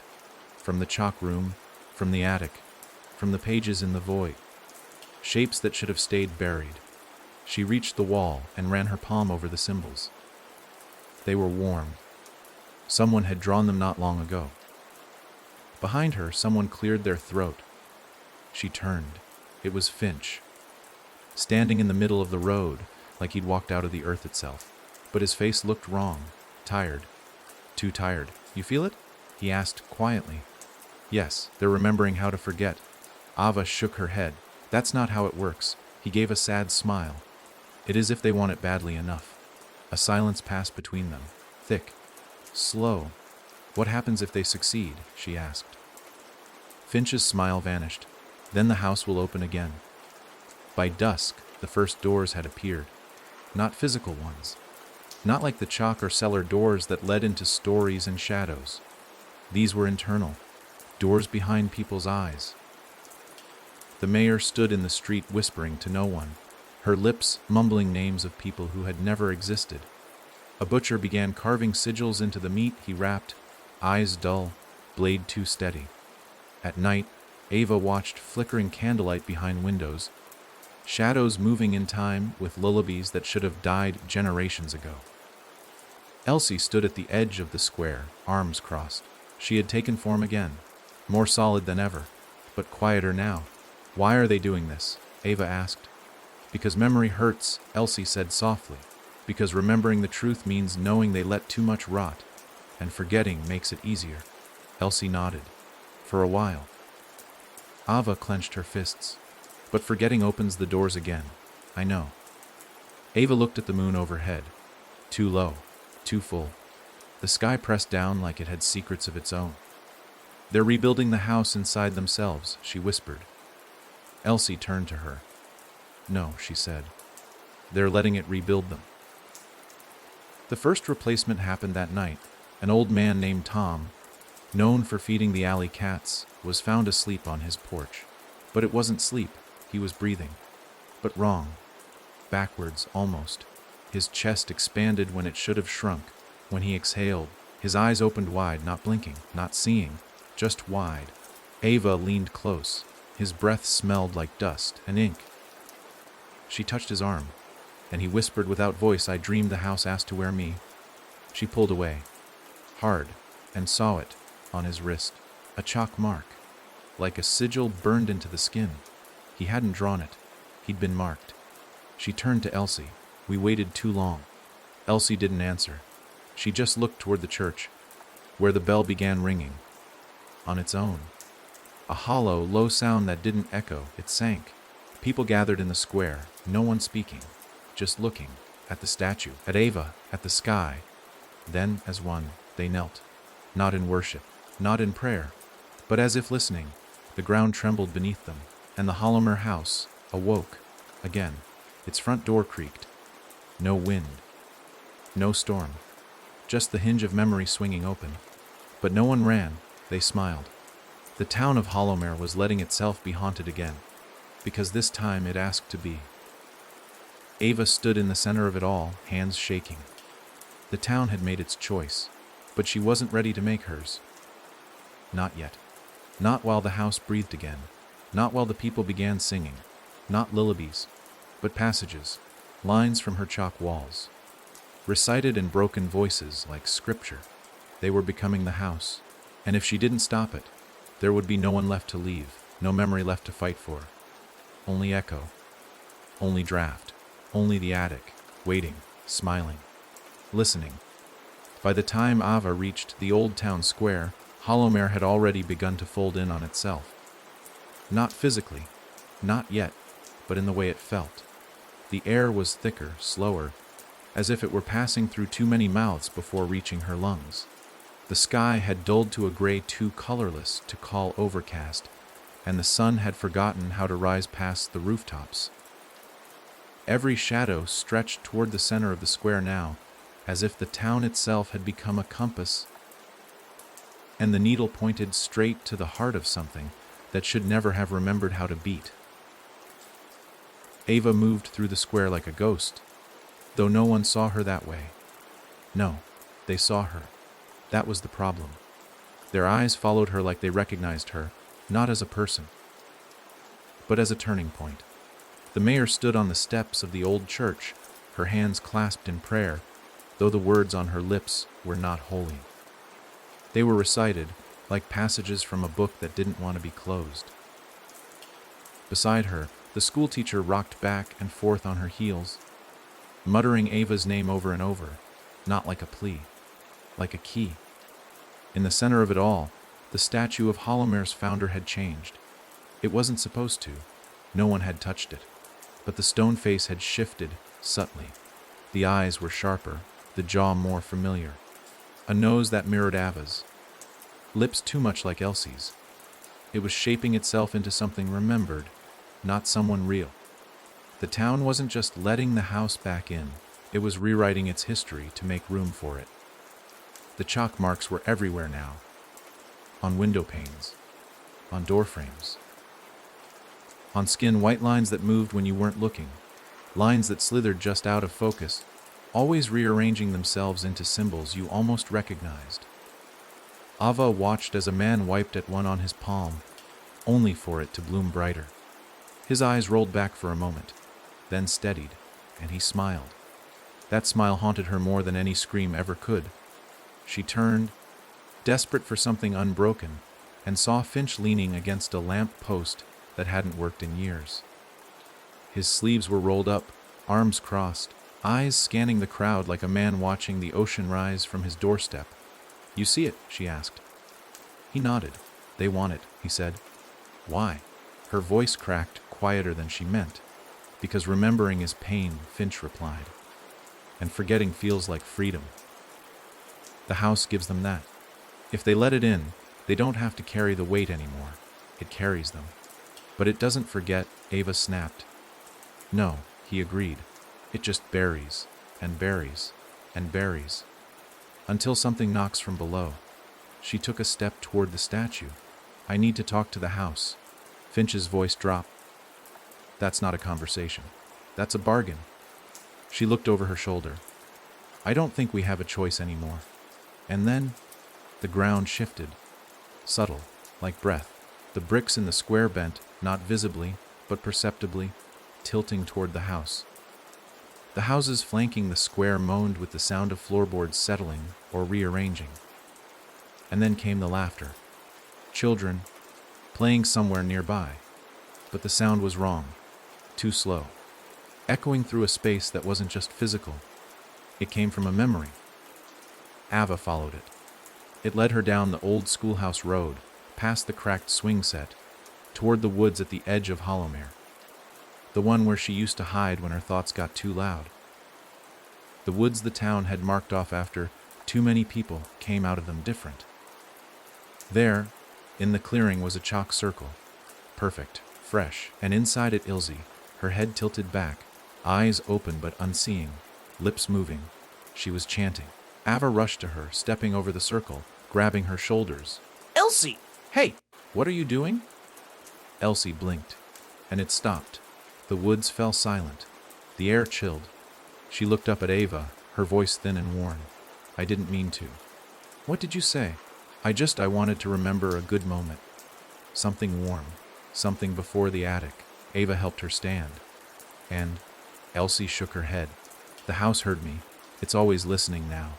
Ava swallowed hard. Can we still stop it? Elsie looked toward the town. And then, finally, she lied. Yes. By nightfall, the chalk marks on the homes had grown legs. Not real ones, but figurative.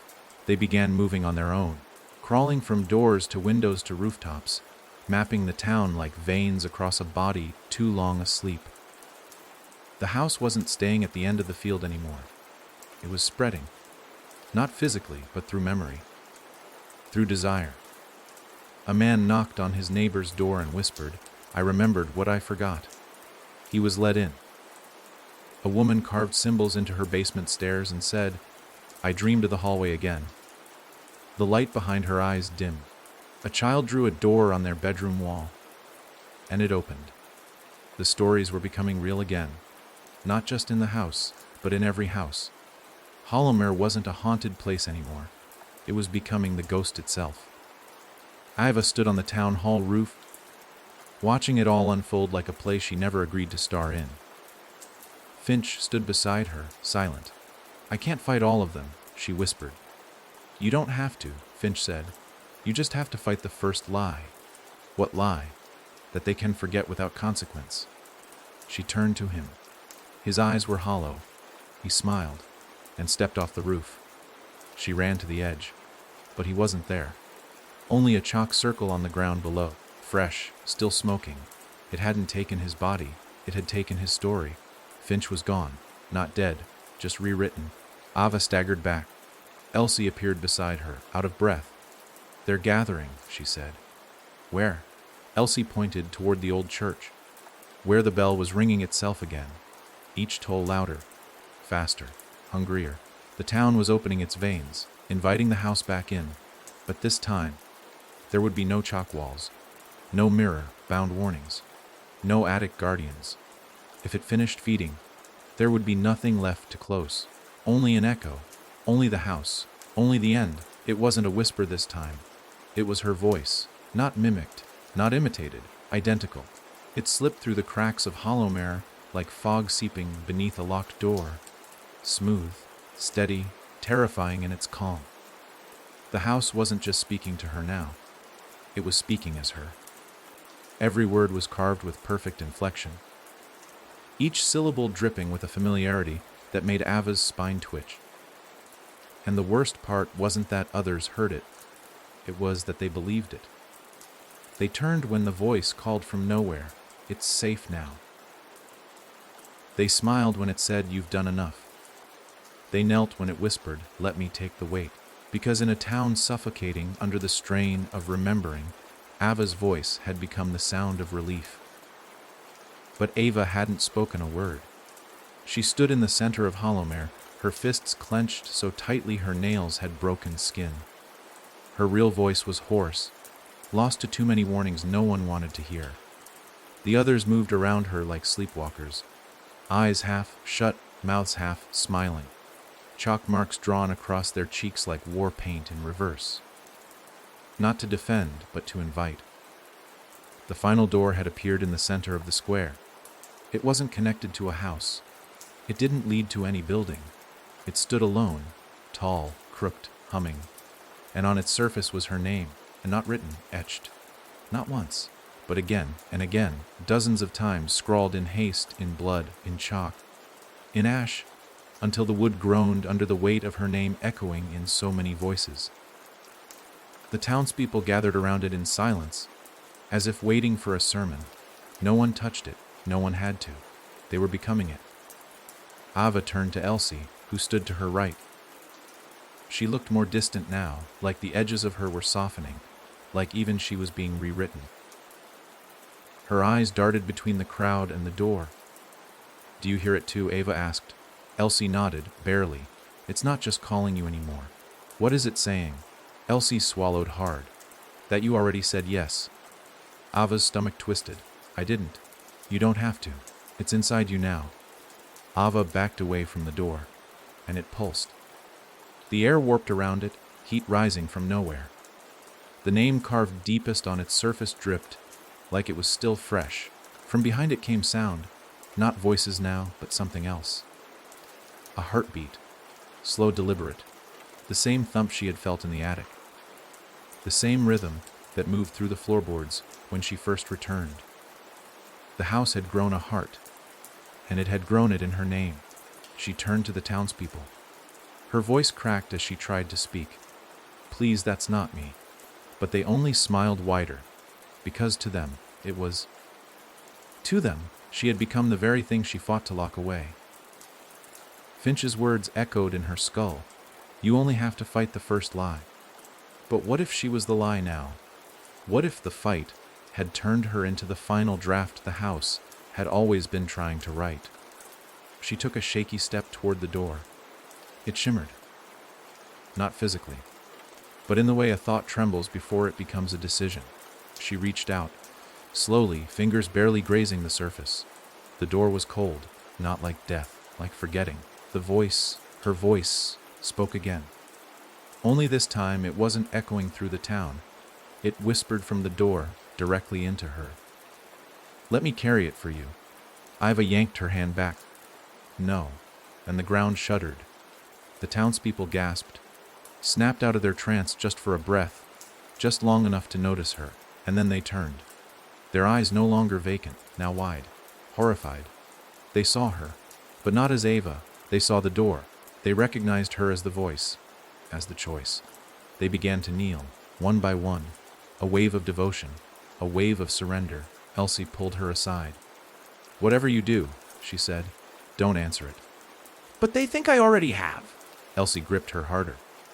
"Then we have to make them remember who you were before." "But who was I?" Ava asked, tears breaking into her voice. Elsie didn't answer, because it wasn't her answer to give. The sky darkened, too fast. The clouds didn't roll in, they bled in, like ink from a spilled bottle. And in the spreading dark, the door began to glow, red at first, then white, then nothing. Not black, not absence, just nothing. And in that nothing, Ava heard herself again. Not the version from the attic, not the echo from the walls, her own voice, the first one, saying a single word, "Stop."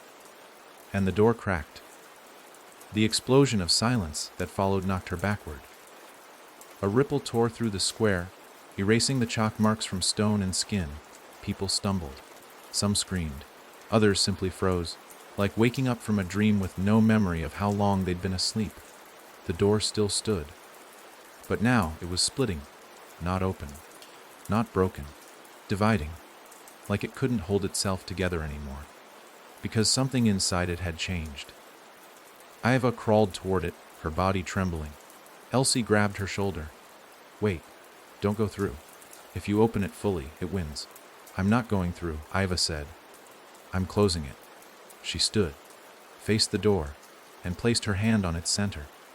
The marks on the wood glowed, her name, over and over, like wounds being reopened. She spoke clearly, louder than the heartbeat, louder than the town. "That's not my name anymore." And the door screamed, not with sound, but with 1,000 unfinished sentences. The door begged to be opened. It pulsed with every version of her that had ever wanted to run, to forget, to let go. But Ava stood firm and pushed. The cracks deepened, the light dimmed, the heartbeat slowed, and then the door shattered into dust, gone, completely. And the wind that followed wasn't a howl. It was a sigh, from the house, from the attic. From every page that had waited to be erased, Ava fell to her knees. Elsie dropped beside her, and Hollowmere was quiet. For now, it didn't end with the door. Ava had thought it might. Thought, perhaps naively, that shattering it, speaking against the thing that had stolen her voice, might be enough to silence the house once and for all. But Hollowmare didn't breathe a sigh of relief. It held its breath, waiting, watching, as if the house had simply stepped back to listen. And that was almost worse. The town quieted, yes. The chalk marks faded from skin, from windows, from bone. People began to blink longer, speak softer, and stagger back into their lives as if waking from a fever they couldn't quite name. But the fear didn't vanish. It curled in corners. It pulsed in the air. It walked in the way people glanced over their shoulders, unsure whether something was following them or growing inside. Ava walked the length of the main road alone. Elsie trailed behind, her presence thinner now, as though the act of closing the door had pulled some part of her back into the fabric of whatever place she'd once come from. Her hands barely touched the ground when she walked. Her voice came with more delay. She was becoming memory again. And Finch hadn't come back. The chalk circle where he vanished remained on the ground behind the church, but the grass had begun to sprout through it, as if nature itself had decided to forget. Ava visited it each morning, hoping, though she never said it out loud, that he might find his way back.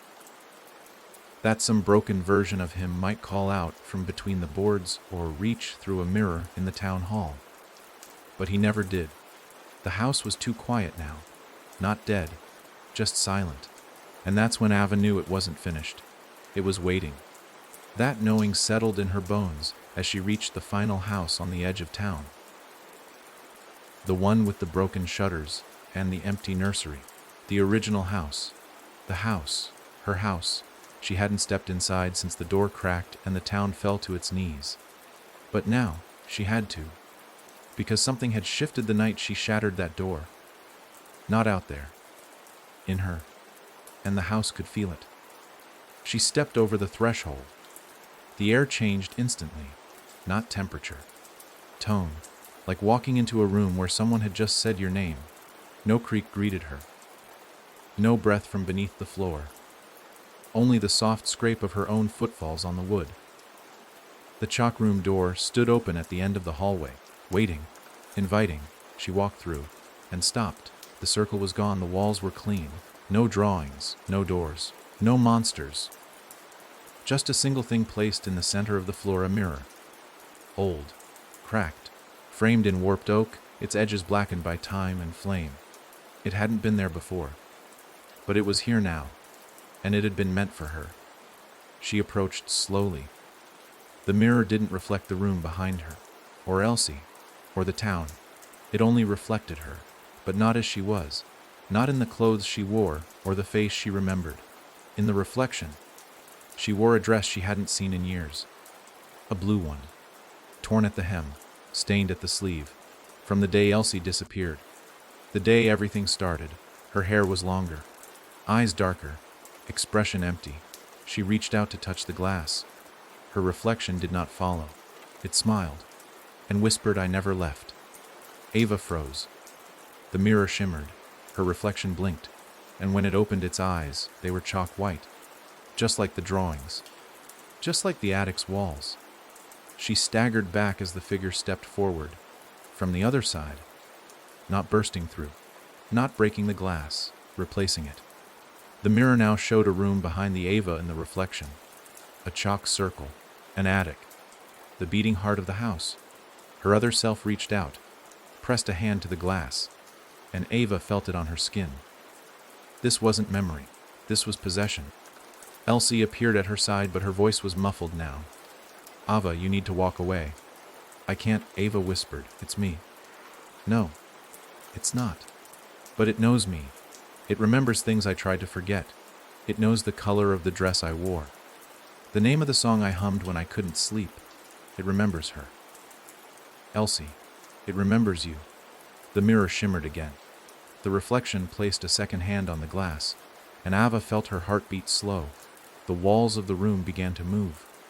Not visibly, not dramatically, but subtly, like they were adjusting, breathing, preparing. Elsie stepped in front of her. You don't owe the house anything. Yes, I do. No. You survived it. That's enough. But what if it didn't survive me? What if this thing, this mirror, is what's left of me that I never made peace with? Elsie didn't speak, because maybe, in some small way, Ava was right. She stepped forward again, and for the first time in her life, stepped into her own reflection.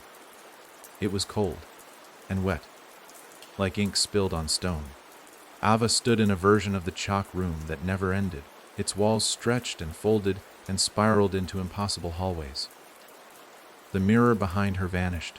Only the other Ava remained, walking beside her now, no longer a reflection, a version, not evil, not monstrous, just tired. She looked at Ava and said, "You left me here." I had to. I was the one who knew how to forget. I didn't want to forget anymore. But you did? The other Ava whispered. You just didn't know how to admit it. Ava looked down at her hands. Her fingertips were dusted in white. Chalk, again, always. The version reached for her hand. Let me carry the grief. The weight, the guilt. You don't have to remember anymore. And Ava felt it. The offer. The true one. Not like the door. Not like the voice. This wasn't the house trying to wear her. It was her trying to make the house wear itself. She could let go. Step back. Be free. Forget. Or she could remember. All of it. Even the parts that shattered her. She looked her version in the eye and said no. The chalk circle flared. The room shook. The mirror returned behind her, and Ava stepped back through, alone. The other Ava stayed, faded, smiling, because now it was part of the story again, and stories don't die. They just wait. Back in the house, the mirror cracked, shattered. Ash fell like snow from the ceiling, and the walls of Hollomer held steady. For now, Elsie knelt beside her. You didn't forget. No, you remembered everything. Yes, Elsie smiled. And you're still here. Ava looked out the window. The town hadn't changed. But the story had. Because she had faced the final truth that sometimes the monster isn't something waiting in the attic. It's the version of yourself that you leave behind. And the mirror, it doesn't lie. It just waits for you to be ready to look. There's a silence that comes after survival. A quiet so deep it doesn't comfort, it accuses. Hollomer had reached that silence. The mirror was gone, but its echo remained in the corners of rooms, in the way people moved too quickly past certain hallways, in how their eyes lingered just a little too long on nothing at all. They tried to go back. Ava watched them try. She watched the baker open her shop with hands that trembled when brushing flour from the counter. Watched the schoolteacher resume lessons. Though chalk now made her pupils cry, she watched a father rebuild his fence, only to pause mid-nail. Eyes frozen on the space where his daughter once drew doorways on the planks. The town had come out the other side, but it hadn't come out whole. Because the thing about surviving the house wasn't just that you remembered it. It's that you knew it remembered you too. And Hollomer had a new problem now. It had no idea what to do with the truth. Not the legends. Not the attic stories or chalk doors or voices in the floorboards. Those were gone, for the most part. Ava had made sure of that. No. The truth that remained was far less cinematic. Far more insidious. It was the truth that people had let it happen. Let it fester. Let it grow. Let the house speak through their pain, all because forgetting seemed easier than healing. And now that remembering was the only thing left, no one wanted to say it aloud. So the town tried to smile, and the cracks spread deeper. Ava knew it wouldn't hold. You don't tear out the heart of a house without something coming to fill the space. She felt it in the mornings, walking past homes where laughter now rang hollow. She heard it in the church when the bell no longer rang, but people still flinched at the hour it used to toll. She even saw it in the children, who no longer drew with chalk but still stared at the sidewalks like they were waiting for something to reappear. Then came the blood, not in pools, Not dramatic, just enough to raise questions. A smear across the statue's base in the square. A trail outside the bakery. One that went toward the back door, not away. A handprint on the side of the school. Too small to be adult, too high to be natural. Ava followed the last one. It led to the old library ruins. No one had dared go back since the fire. Not after the stories that the building had once been the first place the house whispered. Finch had said the real library was underneath, had guided her through its winding halls of unfinished thoughts and scattered lives. That had all collapsed, burned, gone, or so she thought. Ava circled the foundation, her boots crunching on blackened stone, and then she heard it. Breathing, not her own, not wind, steady rhythmic, coming from beneath. She crouched, put her ear to the ground, and felt it, a heartbeat. Slow, familiar. Coming from below. She rose fast, her stomach tightening, breath catching in her throat. This wasn't possible. She had closed the doors, broken the mirror, said no to the versions of herself that tried to rewrite the ending. But something had survived the fire. Something had waited. She ran back into town, burst into the mayor's office, only to find her staring blankly at the wall. Ava, the mayor said slowly, have you heard them again? Heard what? The voices in the water. Ava froze. What water? The mayor didn't blink. In the well behind the chapel. They started singing again. No one's used that well in years. They're using it now. Who is? The ones who remember too much. Ava turned to leave, but the mayor grabbed her wrist, her fingers cold, impossibly tight. We never buried the chalk, she whispered. We just swept it away. Ava didn't go to the well immediately. She went home. Not because she was afraid, because she needed to prepare. She found the old satchel. The one she carried when she first returned to Hollowmere. She hadn't touched it since the night she stepped into the attic and watched herself become part of the story. Inside, she found 3 things: a stub of white chalk, a torn sketchbook page, and a ring of keys that didn't open any doors she recognized. She packed them anyway. And then she walked to the chapel. The back of it was overgrown, wild with vines and weeds that no one dared clear. The well stood like a forgotten thought. Stone chipped, rope snapped, bucket rusted out. It should have been silent. It wasn't. A hum drifted up from its depths. Low, melodic, but warped. It wasn't human. Ivor approached slowly, one step at a time, and then she heard her own name. Not shouted, not begged, spoken, casually, like a greeting. Ava. She leaned over the edge. Only blackness stared back. And then, a hand. Not reaching up, just hovering, pale, small, dripping, holding something. A mirror shard. No frame, no reflection. Just an edge. And carved into the glass, THTRTH has TH. Ava staggered back. The hand withdrew. The well went silent. But she understood now. The house had left something behind. Not in the town. In her, she had closed the attic, shut the doors, refused the voices, but the house had learned, adapted, and it had seeded her with its last breath. She was the final draft, not a monster, not a girl, but a story still being written, one breath at a time. That night, she dreamed of the town without people, of windows filled with eyes that weren't hers, of chalk circles that spun without hands to guide them, and in the center of it all, a mirror, whole, smiling, waiting. The rain came without clouds. No warning, no scent of storm. Just a sudden downpour thick as spit and colder than any Hollowmere winter Ava had ever known. She stood under it in the center of the square, watching as the townspeople froze, each one halting mid-step, mid-conversation, mid-thought, as though the sky had pressed pause on their lives. But the rain wasn't clear. It ran red. Not crimson like fresh blood, but dark and old, the color of dried memory scraped off a cellar wall. And the sound it made on the rooftops wasn't the usual patter of water meeting slate. It was heavier, like footsteps. Ava didn't move. She didn't run for shelter like the others. She just stared at her hands as the rain soaked them and left streaks, long, thin, identical to the marks chalk used to leave on skin. Only now they stung. The drops burned as they slid down her arms, etching something beneath the flesh. She clenched her fists and breathed deep through the pain.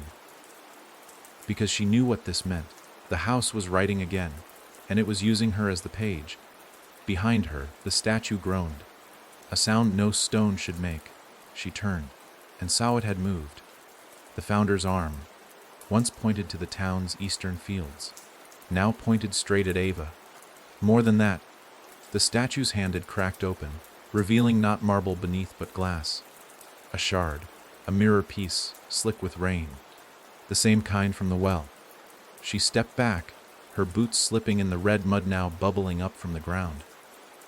The townspeople had started moving again, but slower now. Their faces vacant. Their mouths murmuring not words but rhythms, like they were singing a lullaby only their bones remembered. And then came the voice, not spoken, not heard, but felt, inside her head, inside her teeth, inside the part of her heart that still dreamed in chalk lines and attic stairs. She's gone.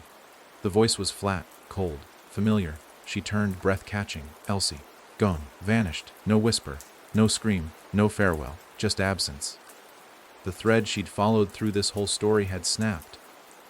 Ava stumbled through the streets, searching doorways, alleys, the chapel, the woods.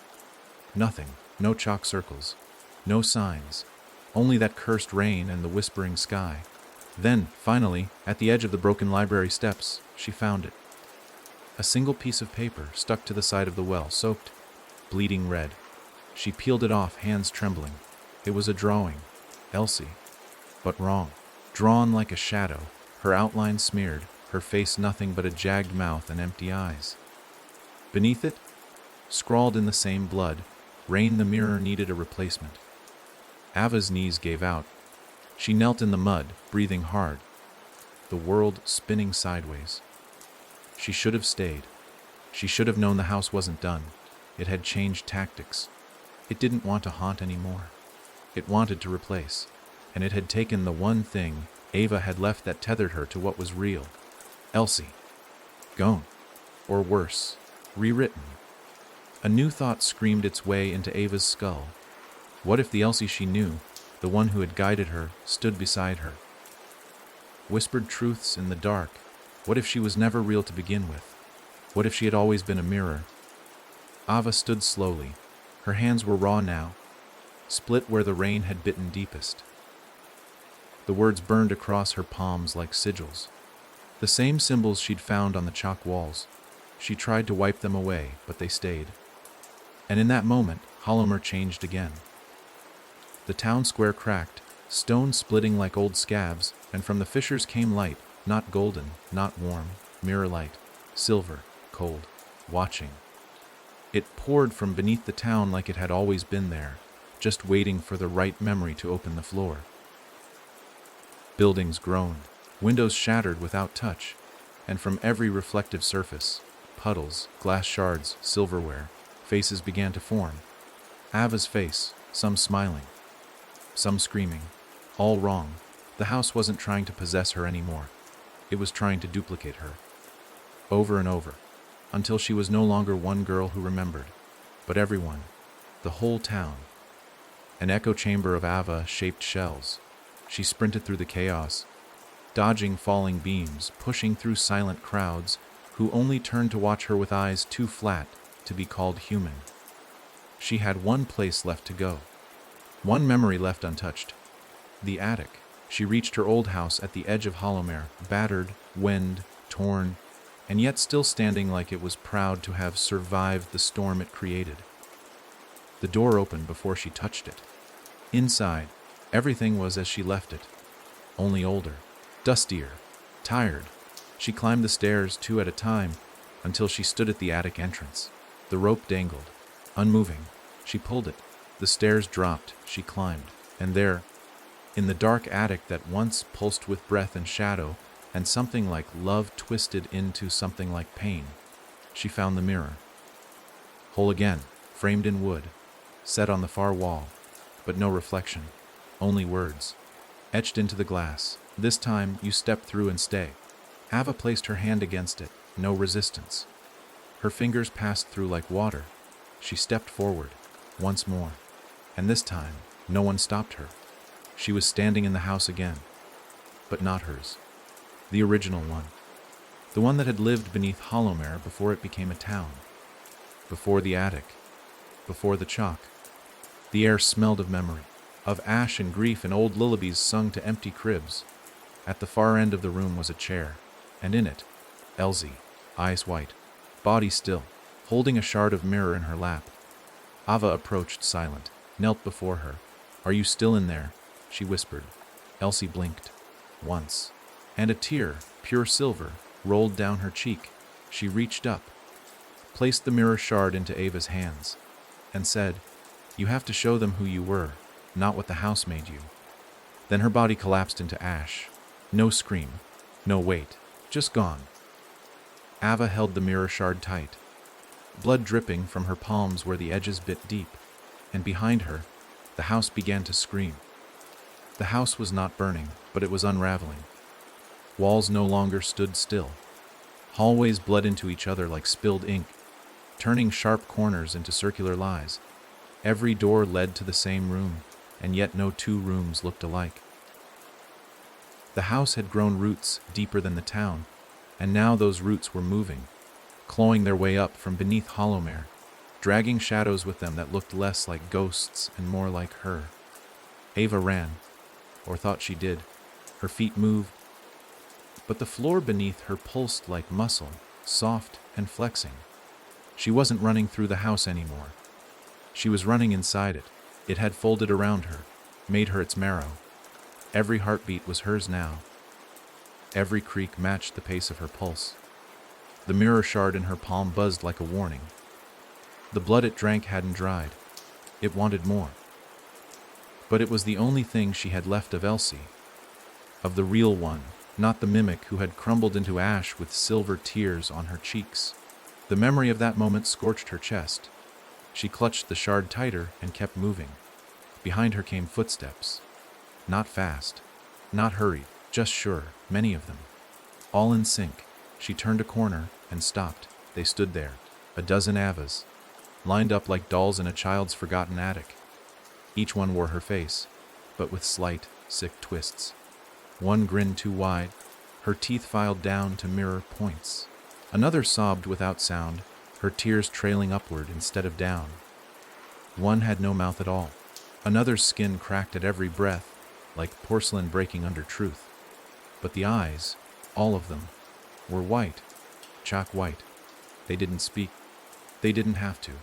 She knew what they wanted, to take her place, to finish the story, to wear her body like a mask and walk out of the house as if nothing had ever happened.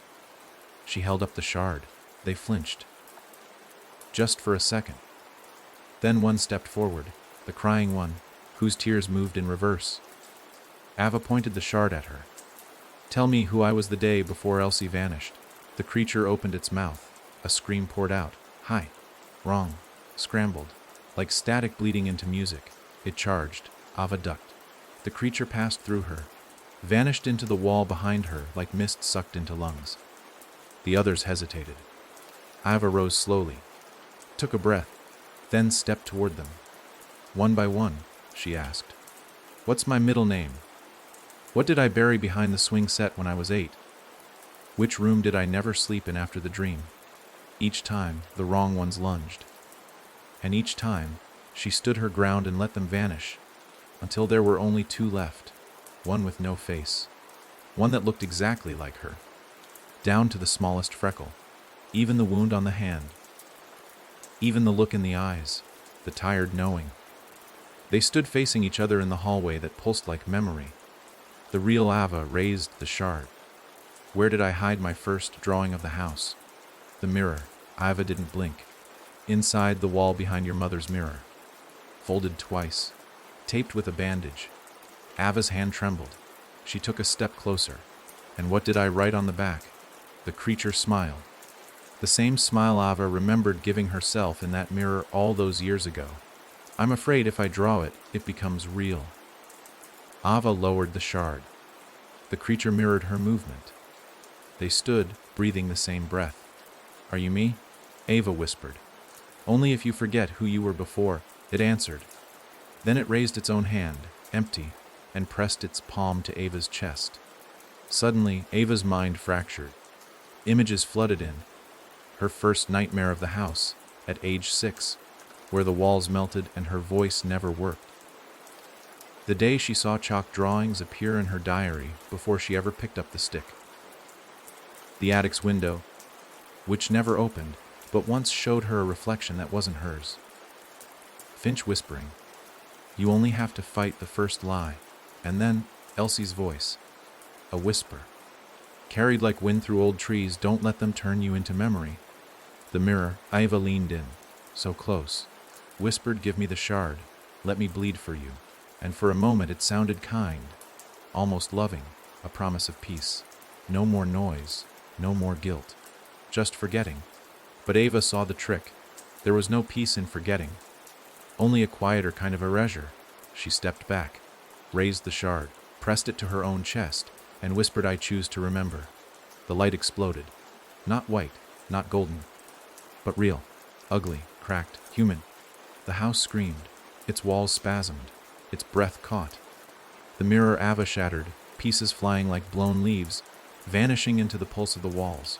And then, silence. Not absence, but stillness. Like the house had finally exhaled. Ava dropped to her knees. The shard fell from her hand, cracked in two, no longer glowing, just glass. She wept. Not for the house, not for the shadows, but for the girl she had once tried so hard to erase. The girl who had known the house before it had a name. The girl who had whispered to her drawings and believed they were speaking back. The girl who never forgot, only hid. She lay there for what felt like days, and when she finally rose, the house was gone. Not destroyed, just done. The walls stood. The floor stayed firm, but it was no longer alive, because Ava had taken its story back. It wasn't the house's anymore. It was hers. And she would never let anyone rewrite it again. Morning came, but it didn't feel like one. The sun rose timidly, hiding behind gauze, thin clouds that refused to break. Hollowmere stood still, quiet as a held breath. The rain long gone, but its memory staining every corner. The town looked like it had been forgotten by time. But Ava knew better. Hollowmere hadn't been forgotten. It had remembered everything. And it was waiting for her to do the same. She walked through the streets slowly, the soles of her boots scraping against the cobblestone path she had once skipped across as a child. Everything was where it used to be, almost too exactly. The houses stood in their rigid rows, chimneys like upright tombstones. Doors hung slightly ajar, not from wind, but from something more tired, as if the buildings themselves were exhaling. There were no people, no voices, only silence, until she turned the corner past the old church and saw them. The townspeople stood in the square, shoulder to shoulder, facing inward in a wide ring. No one spoke. Their clothes were damp, their eyes shadowed. Yet every single one of them held a piece of chalk in their hands. Ava approached slowly, the broken shard from the mirror tucked into her coat pocket. Its edges dull now, no longer pulsing with the house's heartbeat. She made her way to the center of the ring. There, on the ground, was the final chalk circle, but it wasn't like the others. It wasn't made to summon. It wasn't made to trap. It was a grave. A circle of names filled every inch of it. Not drawn hastily. Not scrawled in madness, written with care. Elsie's name was there, over and over, in different hands, different sizes, as if the town had passed her memory between them, not as a warning, but as penance. Finch's name was there too, carved at the base of the statue that no longer pointed east, but toward the place Ava had last stood when she closed the mirror for good. And then there were the others. Dozens of names she didn't recognize. Names the town had forgotten out loud, but remembered in silence. They had all been taken, in one way or another, rewritten by the house, consumed by the mirrors, erased by the doors that knew too much. And now they were being given back. Ava looked up. No one spoke. But one by one, The townspeople stepped forward and placed their chalk on the ground beside the circle. Not out of fear, not out of worship, out of choice. They weren't asking the house for anything. They were letting it go. Ava stepped into the circle. The air grew still. The name at the very center, hers, Ava Corwin, not written by her, written by Elsie, faint, tilted, almost childlike. Ava knelt and traced her fingers over it. 1,000 memories surged. The attic, the rain that burned, the door with her name carved in it again and again, the mirror that showed her the version of herself she was too scared to be, the girl who once whispered stories to the walls because she thought they were listening. And maybe, just maybe, they had been. She pulled the mirror shard from her coat, held it above her name, and dropped it. The glass broke soundlessly. It didn't shatter. It sank right into the chalk, like the ground accepted it, like the town accepted it. And as it vanished, the chalk lines began to glow, not with magic, not with horror, but with warmth, like morning, real morning. The people stepped back as the light spread, slow and steady, reaching the edges of the square, crawling up the base of each building, sweeping across window panes, rising into chimneys. And with that light came sound, not whispers, not screams, louder, soft, distant, real, from kitchens, from alleyways, from the future. Ava rose to her feet. The light faded. The chalk circle stayed. But now it was just that, a circle. No more names. No more weight. Just memory. And memory didn't have to be a prison. She turned to the people around her. They looked different now. Not younger. Not older. Just awake. The mayor stepped forward, took Ava's hand. You stayed. I had to. You don't have to anymore.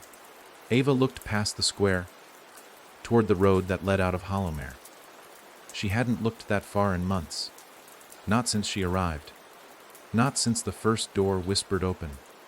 I think I do, she said. Why? Because this town needs someone who remembers. The mayor nodded, but her eyes were already glistening. Ava walked back through Hollowmere, now full of slow noise. Hammers fixing window frames, brooms sweeping up the last traces of the storm. A child drawing a flower in chalk, not a door, not a mirror. A flower. She passed her old house, paused. Its shutters had fallen off, its porch sagged. But it looked tired in the way an old storyteller does, resting after finally finishing the tale. She didn't go inside. She didn't need to. She walked past it and into the woods. The trees hadn't changed, but they felt different. No whispers now, just wind, at the edge of the tree line. She found the old stone bench she and Elsie used to sit on. It was cracked down the middle. She sat anyway, pulled the sketchbook from her satchel. The last page was blank. She didn't draw, she wrote, just one sentence. I was afraid if I drew it, it would become real. But some things deserve to be real. She closed the book, and Hollowmere exhaled, not in fear, not in relief, just finally, in peace.